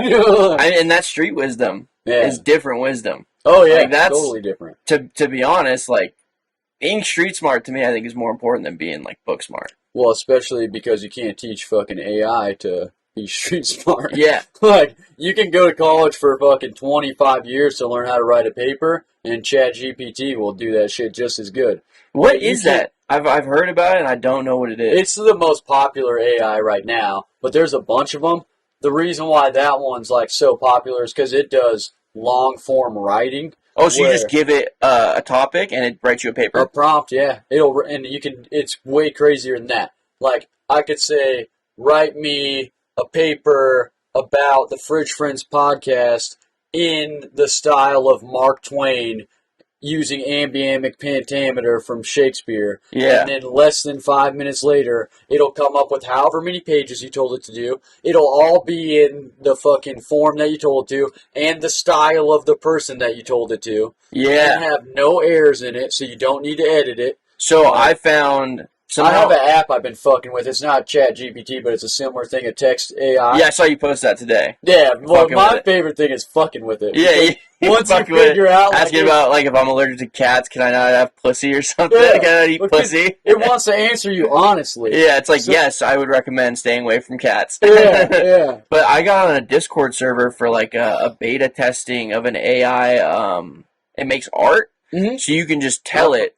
Yeah, like, I did one, and it was like, make, like, an ultra-realistic, like, guy who just survived the apocalypse on Mars, holding these things in his hands, and it, like, made me, like, the most beautiful painting of, like, this, like, I Am Legend-looking guy, like, holding a rifle on Mars after the apocalypse happened, and, like, the city's burned. Like, it gave me, and it will do it in the style you want. If you like, give it to me in Salvador Dali style, it's, like, going to give you abstract style. Yeah, I fucked with a few different of those AI art apps. This, it's hard to see right now, but on the middle of these 3 screens, that little logo thing is a refrigerator with, like, outer space coming out of it. Yeah. I made that on an AI app. Really? Yeah. It took me a long time to get it to make the one that I wanted, because you give it a prompt, and then it'll interpret it, you know what I mean? Yeah. And then what I wanted was, like, a galaxy or the universe or whatever coming out of a refrigerator. Yeah. Which would have taken me, like, I'm an artist. I could probably do that, but it's going to take me all day. Yeah. It does it in 1 minute. And it's probably going to do it better. And I'm just going to use it for a little logo thing. Like, I might as well fucking see what this thing could do. Yeah. Because I'm fascinated by it anyway. So I probably made 25, 30 different ones of that same prompt until it gave me one that I liked. And then I just saved that one, and then I went and edited it, put Fridge Friends in there and shit, and I use it for my logo on a lot of shit. That's fucking scary for, like, people who make art. Big time. Because it's Because it can do way harder shit than that. Yeah. That's the thing, is like, that's a pretty simple one, and I was just like trying to see how many ways it could do it, so that way I'm not like, let me draw a fridge this way, and then this way, and then this way, and then this way, and then pick one. I'll just be like, you do it, you do it, you do it, you do it. Oh, cool. Well, because have you ever used Fiverr? Do you know what that is? Yeah. Yeah. Like, that's...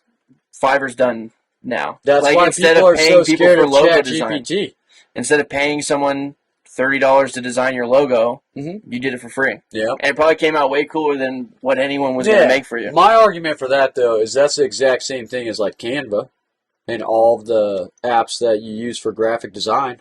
Is that used to be a degree that you would get and spend a long time figuring out how to use like basic programming to adjust shit to make logos and to make banners and posters and flyers and all that shit.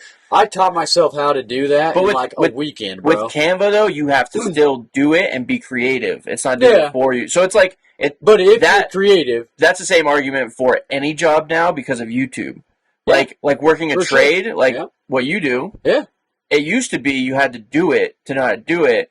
Now, fucking Joe Dickhead, your next door neighbor, can build whatever the fuck he wants in his garage or his backyard off of YouTube. Yeah, but hopefully he knows what he's doing or that shit's going to fall apart. Yeah, 100%. But it's the same thing as like when you give someone an IKEA thing. You're like, you have the tools to build this. Yeah, now build it so it doesn't fall apart. That's true. If you don't actually know what you're doing. Whereas like the text and the art thing is more of a subjective thing, where it's like a finished product is a creative thing. So once we've figured out how to make these computers, those don't have to creative thing. Those don't have to meet code. Yeah, well, they are what they are. Like, there's no hidden shit to it. You know? Exactly. Unless the city inspector's not going to come look at your art. Maybe has some hidden shit. Yeah. But most art, you just look at it and that's what it is. Whereas, like, I could make a deck that looks real nice for the weekend. Yeah, for the weekend. And then you have 6 people over instead of 3 and everyone's going down. Oh, yeah, unless you know what like... Unless you understand the structural integrity of everything. Well, and then there's the idea of, like, this is how it should work out, and then this is how it does work out. And that's what, like, takes some years to get. Just like people thought that with YouTube, with mechanics shit. Yeah. It's like, oh, now everyone can fix their car. Yeah, they can. Mechanics aren't struggling, though. That shit's still hard as fuck. Yeah, there might be a video about how to swap your transmission, but you're not doing that shit unless you're mechanically inclined. And also how many people... Because, like, I've worked blue-collar for a long time. I know how to do a lot of things. Yeah. Especially, like, I mean, I worked in apartment. I could take apart anything. Property management. Well, I could, whatever. I can do so much different stuff. I don't want to. Yeah. Like, it's like, when you do it for a living... You don't want to work on your own shit half the time. For sure. Like, I would get off work. Those guys, if they're, like, honed into one thing, are so much better at it than you and so much faster than you. Yeah. Like sheetrock, I can do that shit. Oh, yeah, I never want to do it ever. Exactly. I'm not very fast at it. I don't make it look as perfect as a guy who's been doing it for 10 years. Same. It'll be fine. Yeah, it's going to be fine. You know what I mean? But I'll have someone else do that for me, for sure, because it's worth the money for me to pay an artisan to do it. Exactly. Can I hang sheetrock? 100%. Do I want to? Fuck no. No, dude, I don't want to breathe in all that fucking dust just to get the same result I would for, like, here's $150. Yeah, exactly. But people think the same thing about me when they're like, could I build a shed? Probably. But this guy will do it and it'll be strong. And I know it'll look good. It'll be done this weekend. Yeah, it'll be done this weekend. That's the big one, too. I'm not going to start this project and then have my wife up my ass for the next 6 weeks because I didn't finish my YouTube shed. Yeah. That's the problem with the Chat GPT thing, though, is because, like you were saying with Fiverr, like a big thing on there is copywriting, print writing, blogging, that type of shit. That takes a long time. Poetry, it can do any of that. It can do stand-up. That's what I was about to say, is do you think the AIs get funny? So the one that you saw me like making fun of. Yeah. That's how I started making fun of it. It's because I realized it doesn't really have the humor thing down. That's still coming. Yeah. So I realized that like it sees everything from a logical perspective, but you can trick it into doing stand-up because what you tell it to do is go, give me a stand-up comedy bit in the style of Jerry Seinfeld about Uber. And then it'll come up with something that he never said, but is in his cadence. And if you read What's in his the deal voice, with Uber? if you read it in his voice, it even kind of sounds like him. And some of them are like moderately funny, but it doesn't understand what humans think. Are you a Seinfeld fan? Yeah, yeah. Do you like the show? Yeah, genuinely.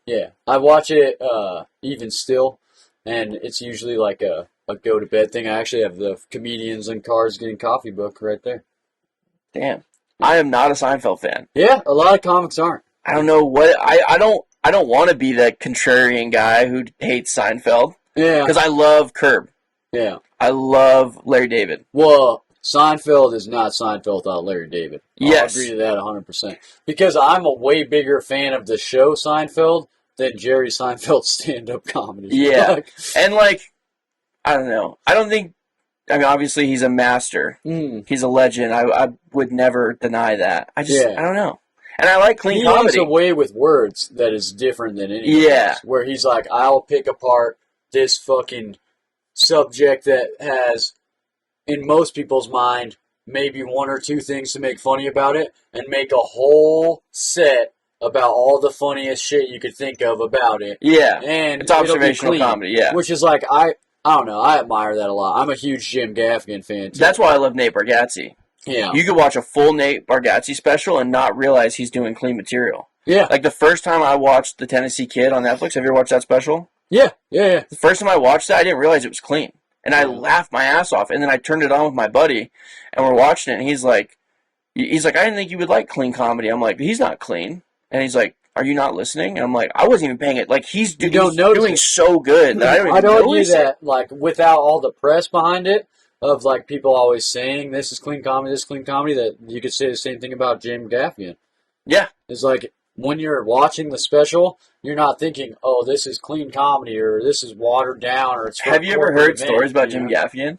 Oh, yeah, he's not like that. I heard he's a gnarly dude. Yeah. Like in real life. I heard him on the Rogan podcast, and he was dropping F-bombs and fucking all Oh, really? I've never listened to any of his Rogans. Yeah, I think he was only on it once. As far as I know. I mean, there's fucking couple thousand of those episodes. But I saw one episode of it, he's like drinking, smoking a cigar, fucking... It's kind of like how everyone... with the boys, you know? Everyone looks at Saget as like America's dad.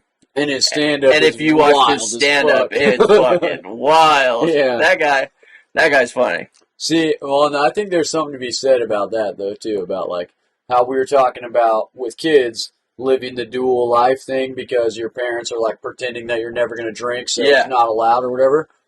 I think that same thing is, like, when you have a fake public persona. It's like, look at fucking Bill Cosby.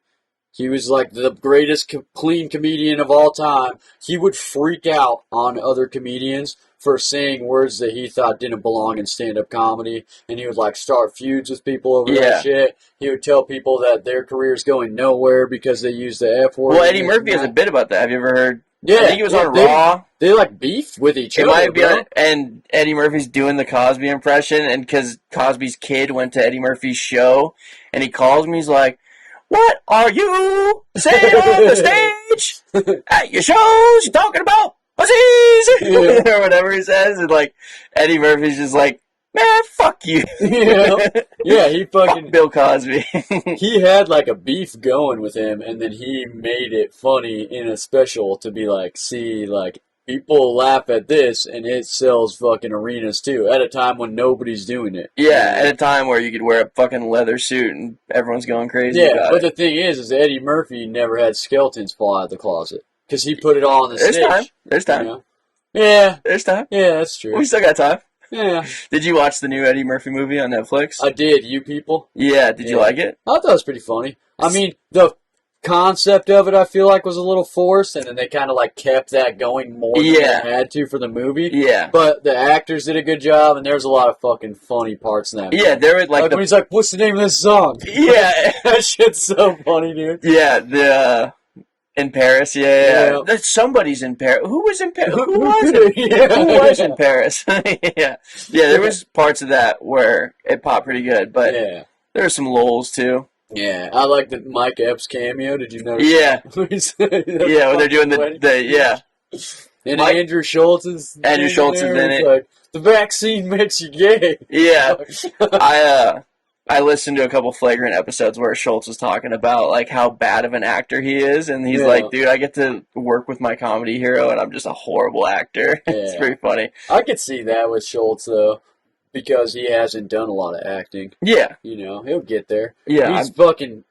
I'm a big Andrew Schultz fan. Same. The fucking Flagrant 2. I watch his stand-up and shit. And, like, he's branching stand-up out in a different way than a lot of people. Like, with the crowd work special, he recently just got, like, all of his boys to do fucking Fashion Week in Paris for Louis Vuitton. That shit's never they got hired by Kid Super to do that, because Theo Vaughn went, too. Yeah. Yeah. Well, and then there was other comics besides the Flagrant ones too, like Stavros, which is fucking big old fat Stabby on the fucking one thing about week. I was talking to one of my buddies about Stav, and I was like, I love Stav, but like one of the things that makes me not like Stav is because I see so much of myself in Stav. It's like, fuck, like. He does all, like, some of the things that I like to do so much better than me. Yeah. And I'm like, damn, like, he's, like, pussy bragging, but he's like, look at me, I'm just, like, this fat, ugly guy, but, like, still doing well. And it's like, damn, I've done that before. And he's so much, like, fatter and ugly. He's hard into it. Like, that's the thing I've noticed with a lot of comics. Like, I'm a big Christopher Titus fan, and then, like, Did you go when he was here? I didn't know. He was here. It was just recently? Yeah. Yeah, I haven't been able to go to any big shows like the last couple years, honestly. The only big show I've gone to is I went to Burr to go see Nate. Yeah. But that was it. Well, and that's like a monumental thing for him to be able to do. I don't think I would have gone to that show if it wasn't for Nate being on there, so. Yeah. Well, I kind of fucked myself over, as you well know, spending a month on staycation at jail. So that like fucking set me back financially for a little bit. Yeah. And then I'm on the fucking ropes with the parole and all that shit. So I've just been like, I have a pretty good line I gotta walk in order for shit to be like fully opened up this summer, so I can travel and do stand up and shit. Because if I'm at the point now where I can't fuck around with it. So I have to have everything in line so that I can say, hey, I'm going to do this weekend. And they'll be like, yeah, cool. No problem. Yeah. Everything's paid up. You've proved that you're not fucking around, Whereas, like, before all that shit happened, I was at that point where I'm like, oh, I'll just fucking go to Oregon and do a show. No problem. I'll go to fucking Salt Lake and see a comedy show. Or I can spend an extra $150 this weekend to do this. And I don't have someone, like, going over the books like, hey, bud, I mean... You had the money, but I tell you where you can spend your money. Yeah. Stupid. Yeah. That's a struggle. It's stupid as fuck.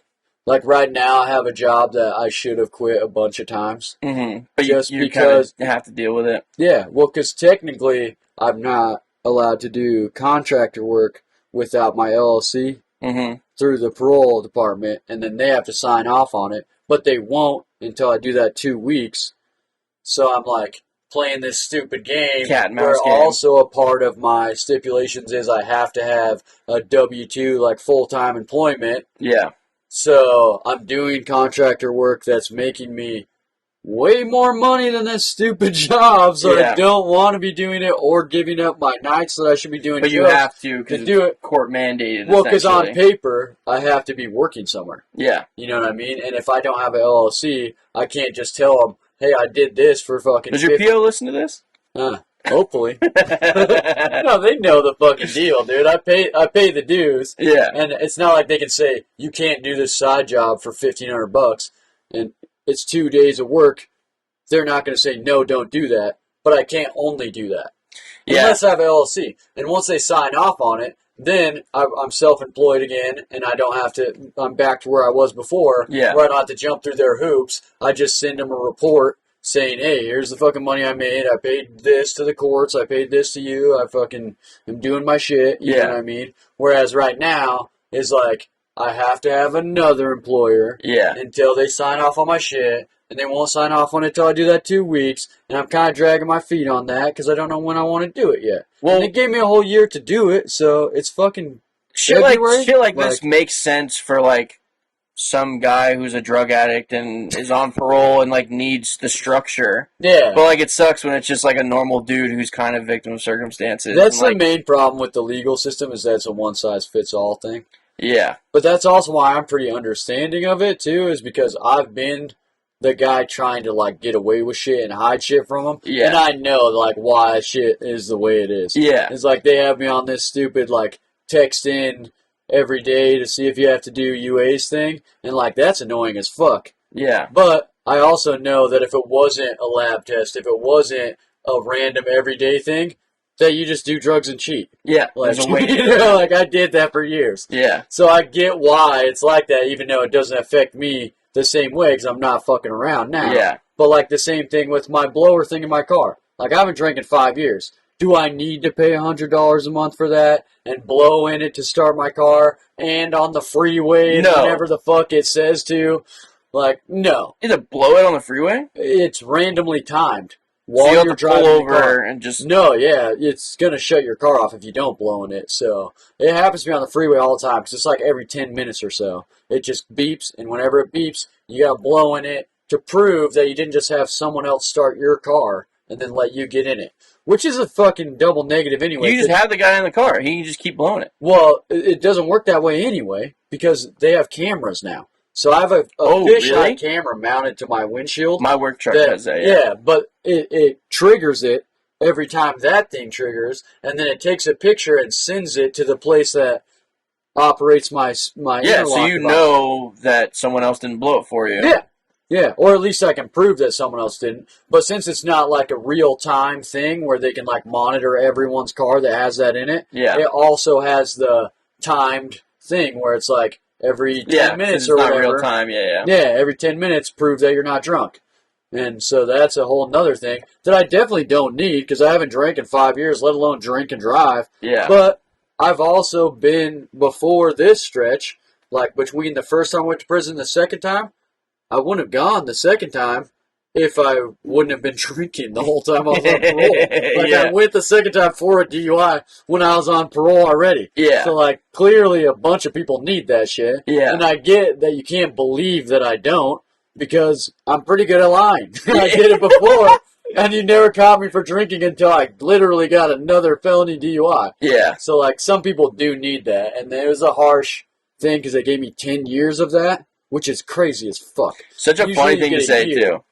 Because I'm good at lying. I've said that before. I've said that in, like, the worst situations, too. Like, well, I lived under a fake name for 5 years. Like, I'm good at lying. Yeah, like, I've said it, like, I'm pretty good at lying. I've said it, like, on a date. Yeah. And then didn't realize I just shot myself in the foot. And then now it's like, oh, so now you're just lying and you're good at it, so I don't know when you're lying. And it's like, oh, fuck. I didn't mean it like that. If I was going to lie to you, babe, I wouldn't have said that. Yeah, babe, I'm not going to lie to you. And that's where the good and I'm fucking lying right through my teeth there.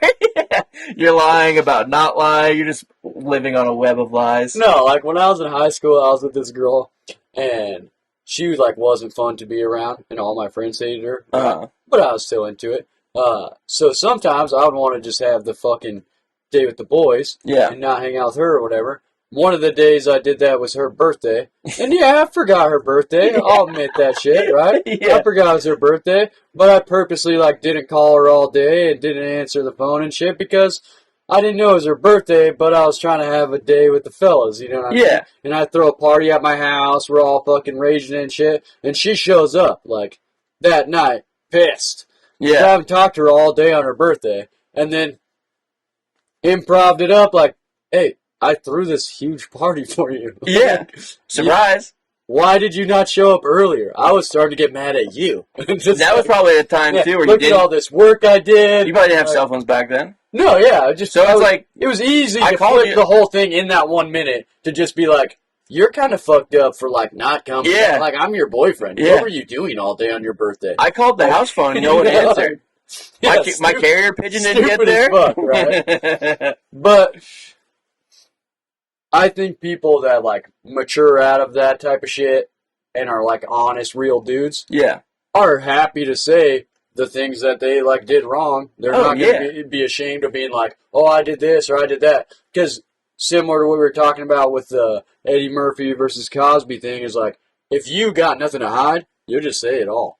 Yeah. I get to the point where you don't give a fuck anymore and you just say it all. Because the bad perceptions that people are going to have of me, I already did the worst shit I'm going to do. Yeah, I've already been that guy. I have a whole bit about that. You know? I have a whole bit about, if you're not a racist, you don't have to say that you're not racist. Yeah. Like, so many people nowadays explain how unracist they are. Yeah. It's like, well, if you're not a racist, no one's going to accuse you of being a racist. Yeah, and you don't need anyone to co-sign that either. Just don't act like a racist. I have so many black friends. You're like, that's part of my bit. No one with black friends says that. That's part of my bit. It comes from a real story where I went on a movie date with this chick, and we went and saw the Halloween movie. You probably see me do this bit.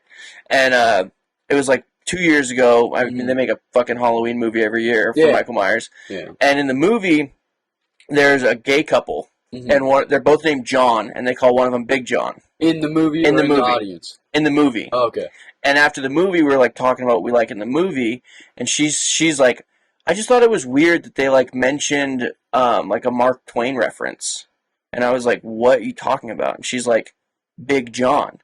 And she's thinking of The Adventures of Huckleberry Finn, and there's a character named John. His name is N-word Jim. Yeah. That's what Mark Twain called it. And I'm like, that's what you're thinking of. And she goes into, like, this fluster of, like, I'm not a fucking racist. I would never. And it's like, no, I don't think you're a racist. You just made a mistake. You thought the character's name was Big John. I'm not saying that you're saying the N-word. Yeah. I don't think you're a racist human being. I'm just I'm correcting you. You're confusing, like, the Green Mile and Mark Twain. Yeah. Yeah. I'm not saying you're racist. Maybe you're a fucking idiot who tried to sound smart and totally failed, and you didn't think that I had read The Adventures of Huckleberry Finn. Yeah. You were thinking the big dumb idiot didn't know Mark Twain. Read The Adventures of Huckleberry Finn, and now that book is different. I think it is. I think they have changed it. They whitewashed the name out of it. But yeah, this chick was older than me. They don't have to feel bad about history or whatever. Yeah. Yeah. And so that's like the whole premise of the bit is like, I started with, like, if you're not racist, you don't have to explain that. And then I go into all that. And she, like, I say how you were like, I have black friends. Mm-hmm. That's, like, the end of the bit is, like, her explaining, like, my first boyfriend was black. Well, he was half. And, like, Cardi B's my #1 play on Spotify. Like explaining how unracist you are. Like, telling me, it's like, no one thought you were racist. Yeah. You just went on this whole rant about how you're not. Like, you didn't have to do that. Yeah. You could have just been like, oh, fuck, yeah, that's not the character's name. Oh, whatever. Well, and who cares? Interrogators and detectives know that's a huge tell of somebody who's trying to backpedal out of a situation. Yeah. And what, like, no. I know I said I wasn't there, but, like, actually I just stopped by and, like, you know. Like, have you ever seen that video of, I think it's, like, First 48 or it's, like, some... Yeah. And the guy's, like, they're asking him about this guy that... He's in there because someone got killed. Mm-hmm. And they're asking him questions about it and, like, telling him, like, you killed this person. And he's, like, so in the zone in his story. He's like, man, I didn't even kill that guy. I killed his brother. And they were like, just admits to they were just like, what? And he's like, yeah, you're telling me I killed him. I didn't kill him. I killed someone else. And they're like, oh, yeah. Well, now you're fucked for killing him. Good enough. Like, fucking, but we'll deal with this case after you're already He's just so stern on, like, I didn't kill that guy. Fucking killed somebody. Yeah, well, because he doesn't want to admit his lie. He's willing to admit to a murder before he's he's qualifying his first statement and not realizing that he's just throwing himself under the bus for the second statement. That show is fucking wild. Yeah. The First 48 is, like, proof that none of your friends are solid. Yeah. That's what that show is. So, dude, I went to high school with a guy that was on America's Most Wanted. Oh, damn. Yeah, so I played football freshman year. Like, on the show as a Most Wanted Yes. Dude? Oh, that's wild. So, he was full-on, like, gangbang, because I grew up right outside L.A. Yeah. Full-on gangbang. He was, like, by sophomore year of high school, he's fully tatted up. And I love the dude. He was nice to me. We got along really well. Like, he was even, like, buddies with my dad. Like, he was a cool kid. But he's probably in a white gang. No, he's a black guy. Oh, okay. Yeah, black guy. He was a Crip. And I think it was junior or senior in high school. He was gone for a while, and he killed a couple people and was on the run. When he was in high school? Yeah. Damn. And some gang-related shooting. And they found him in, like, Vegas or something. And he was underage still, so they had to blur his face. Yeah. And our football coach was watching the show and recognized one of his tattoos as they were, like, handcuffing him. And he, like, pulls me aside the next day at school, and he's like, come in my classroom. Because you guys are friends? No, this was the coach. Yeah, the coach knew you guys were friends, so he's like, hey, he just knew we played together, Oh, so he's just like, I was, like, the first person he saw that day. I was just walking down the hallway. He's like, hey, Tyler, come here. I need you to look at this. And he had, like, recorded it on, like, he's, like, an old guy. So he's like, I recorded America's Most Wanted last night. I need you to look at this. Yeah. And he's like, is this, I don't want to say the guy's name. He's like, is this, whose tattoos? And I'm like, yeah, that's for sure his tattoos. I'm like, where'd you get this video? He's like, this is America's Most Wanted. That's crazy. It's like, that's why he hasn't been at school for, like, 6 months. He's fucking on the run. Yeah, and then he ended up being on a Netflix show for people who were convicted because he was tried as an adult. It was like this show for like people who were tried as adults as minors. And it was like he was like trying to get his sentence. There's only a few crimes that'll happen to you, but like multiple homicides. That's a big one. Yeah, that's a big one. But Tom Segura worked on that show. I did he talk about it in his book? He did, yeah. Yeah. You read that book? Yeah. Did you read the whole thing? Yeah. I'm like halfway through it right now. I listened to it on audiobook, but yeah. Okay. And he reads the audiobook, which is cool. Oh, that's sick. Yeah. I bought it, and I'm like halfway through it right now. The reason why I'm in a lull is because I'm halfway through it, and a lot of that shit I know from his stand-up and his podcast. That was my problem. Bitch, dude. When I was listening to the book, I was driving back to L.A. for Thanksgiving last year, I think it was. I was driving home for something. It might have been in the summer, because I had shows during the summer I went back home for. And I had a 13-hour drive, so I was like, I'm just going to, it's like a 13-hour read. So I'll just play the book on my way home.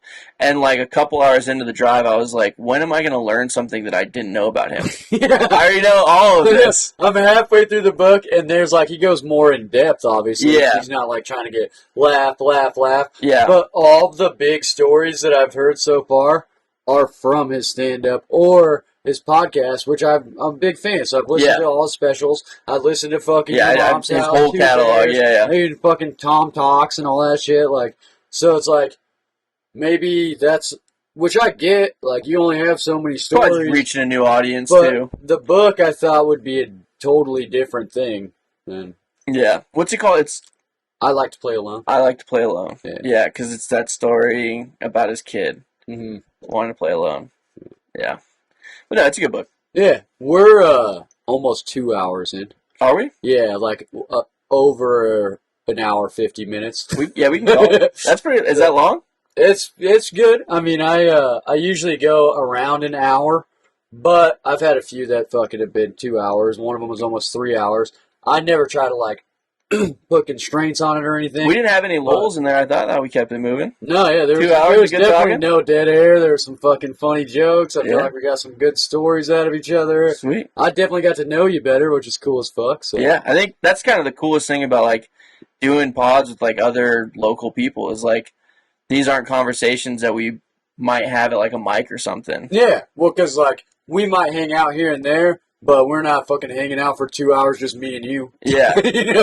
Or at least we haven't. Yeah. So it's always cool to be able to do that and then, like, get to know each other better. Yeah. And we end up in these conversations, because you're just keeping the conversation going, that you probably wouldn't get into just in, like, passing talk or talking about the show or trying to fucking be the funniest dude smoking cigarettes or whatever. Like, and it is, too, like, you and I both talk about our personal lives in our material too. So I did feel like I knew you a lot better. Yeah, I learned a lot about you today too. But it's like there's so much more to divulge into. Oh yeah, for sure. Because it's like, but I also at first I didn't do that at all in stand up, and then once I started doing it, it's just like so much more comfortable to be like, I'm just gonna put shit out there. Yeah. That's like, because that's who I am. You know what I mean? And then people remember that too. Yeah. And they feel like you're like getting to know them while you're up there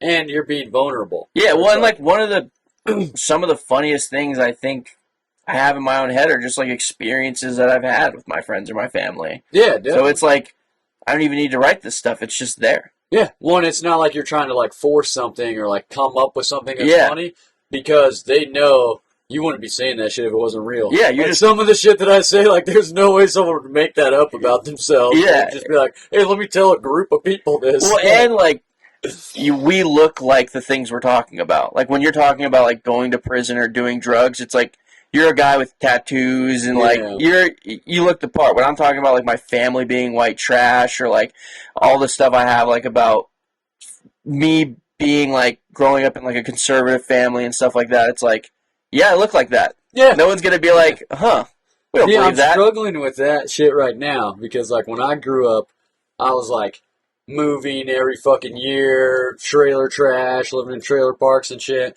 and I would do, like, anything not to look that part as a kid. Like, my fucking girlfriend's parents would drop me off, and I'd be like, oh, you got to drop me off at the pool at this neighborhood down the street. Yeah. My little brother's at the pool, and I got to walk him home. So they don't know I live in the trailer park. Yeah. Well, now my oldest son, I built a much better life for him. He lives in the fucking suburbs. He's gone to the same school. Yeah, you have a beautiful house, by the way. Oh, thanks, man. I appreciate it. But he's got a fucking mullet. And he won't let me cut it, right? And I've been, like, every weekend telling him, like, dude. I had a mullet when I first started coming around doing stand-up. Yeah. Well, it's kind of a look now. Yeah. But to me, I'm like, it's the opposite of what I was doing, where he's like epitomizing the white trash look, and I'm like trying really hard not to be white trash. Well, we kind of wear it as like a badge of honor now. Yeah. Because we made it out. Yeah. If you're still like, like out the mud type of thing. If you're still trailer trash, if like you're a toothless guy living in a trailer, you're not going to be like, trailer trash, like you're not gonna want to talk about it. Like you earned that. Yeah, it's a badge of honor. Earned that. Yeah, he did. If he's gonna keep that haircut, I'm gonna stop going to work, dude. He's appropriating our fucking culture. Yeah, dude. I'm not like day drinking and fucking blowing meth smoke in the fucking nursery and shit. You know what, dude? Maybe we need to teach him a lesson. Yeah, I think. Maybe we do need to go blow meth smoke. Yeah, that's what I'm saying. The longer that mullet gets, like, the shittier of a father I'm going to start being. Like, just don't pick him up from school one day. Yeah. And make him walk. Yeah. And then when he gets home, like, what the heck, Dad? Where were you? It's like, welcome to the real world. Just plant some weed in his bag and then, like... get him expelled from school. I'm like, you want to look like that, dude, you're doing some time. Like, yeah, you're going to grow up like your dad did if that's what you're going to do. Yeah, I don't know. Sweet. Kids are fun, though. Yeah. You're a father, too, right? Nope. Oh, really? I thought you were. I'm not married. I don't have kids. Nope. Huh. Nothing. See, I thought you had a kid. Nope. I'm 27 with no kids. Nothing. Oh, yeah, man. Doing Future's ahead of you. I'm living the dream with no kids. That's legit. You got plenty of free time. You don't have to put all of your fun stuff inside a refrigerator. Yeah, exactly. Keep the fucking kids away from it. Yeah. I keep mine right there on the counter. This podcast isn't going to come out until the second week of March. Okay. But I always like to give my guests opportunity to like promote and plug anything they want, social media, upcoming shows. So the next 4 weeks of shit is going to be over. Yeah, I mean, just come to the Riff every second Friday of the year at the Mad Suite downtown. I have other stuff. Blue City Comedy, Mad Suite. Thanks for letting us do it there. Yeah, I got other stuff coming up, but whatever. Just come to the Riff. Well, where can people find out about upcoming shows? Follow me on Instagram at twolfie with 2 Y's. I post everything there. So yeah. Oh, yeah. And it's spelled Wolf, just like Josh Wolf and Jake Wolf. He's fucking coming for you guys. Yeah. And YouTube, TylerWolf.comedy. I'm posting material there, so yeah, go give that a sub and. Yeah, give him a follow, guys, and check out the Riff Show. He's always got funny-ass people on it. If you're local and you're listening to the podcast, as far as me, you guys know, but if you're new, jkmartin.com for all my upcoming shows, dates, links to the podcast, links to social media, and if you want to be a guest on the show or you got any questions or comments about the show, fridgefriendspodcast@gmail.com. Thank you guys for listening. It's been a fun-ass episode. If you made it this far through it, you're a soldier, so hit the subscribe button. I got way more viewers than subscribers. What the fuck, guys? Log into the account. and hit the subscribe button. Have a beautiful evening, everybody. We did it. Oh, yeah. That was a good ass one. Yeah, I didn't mean to go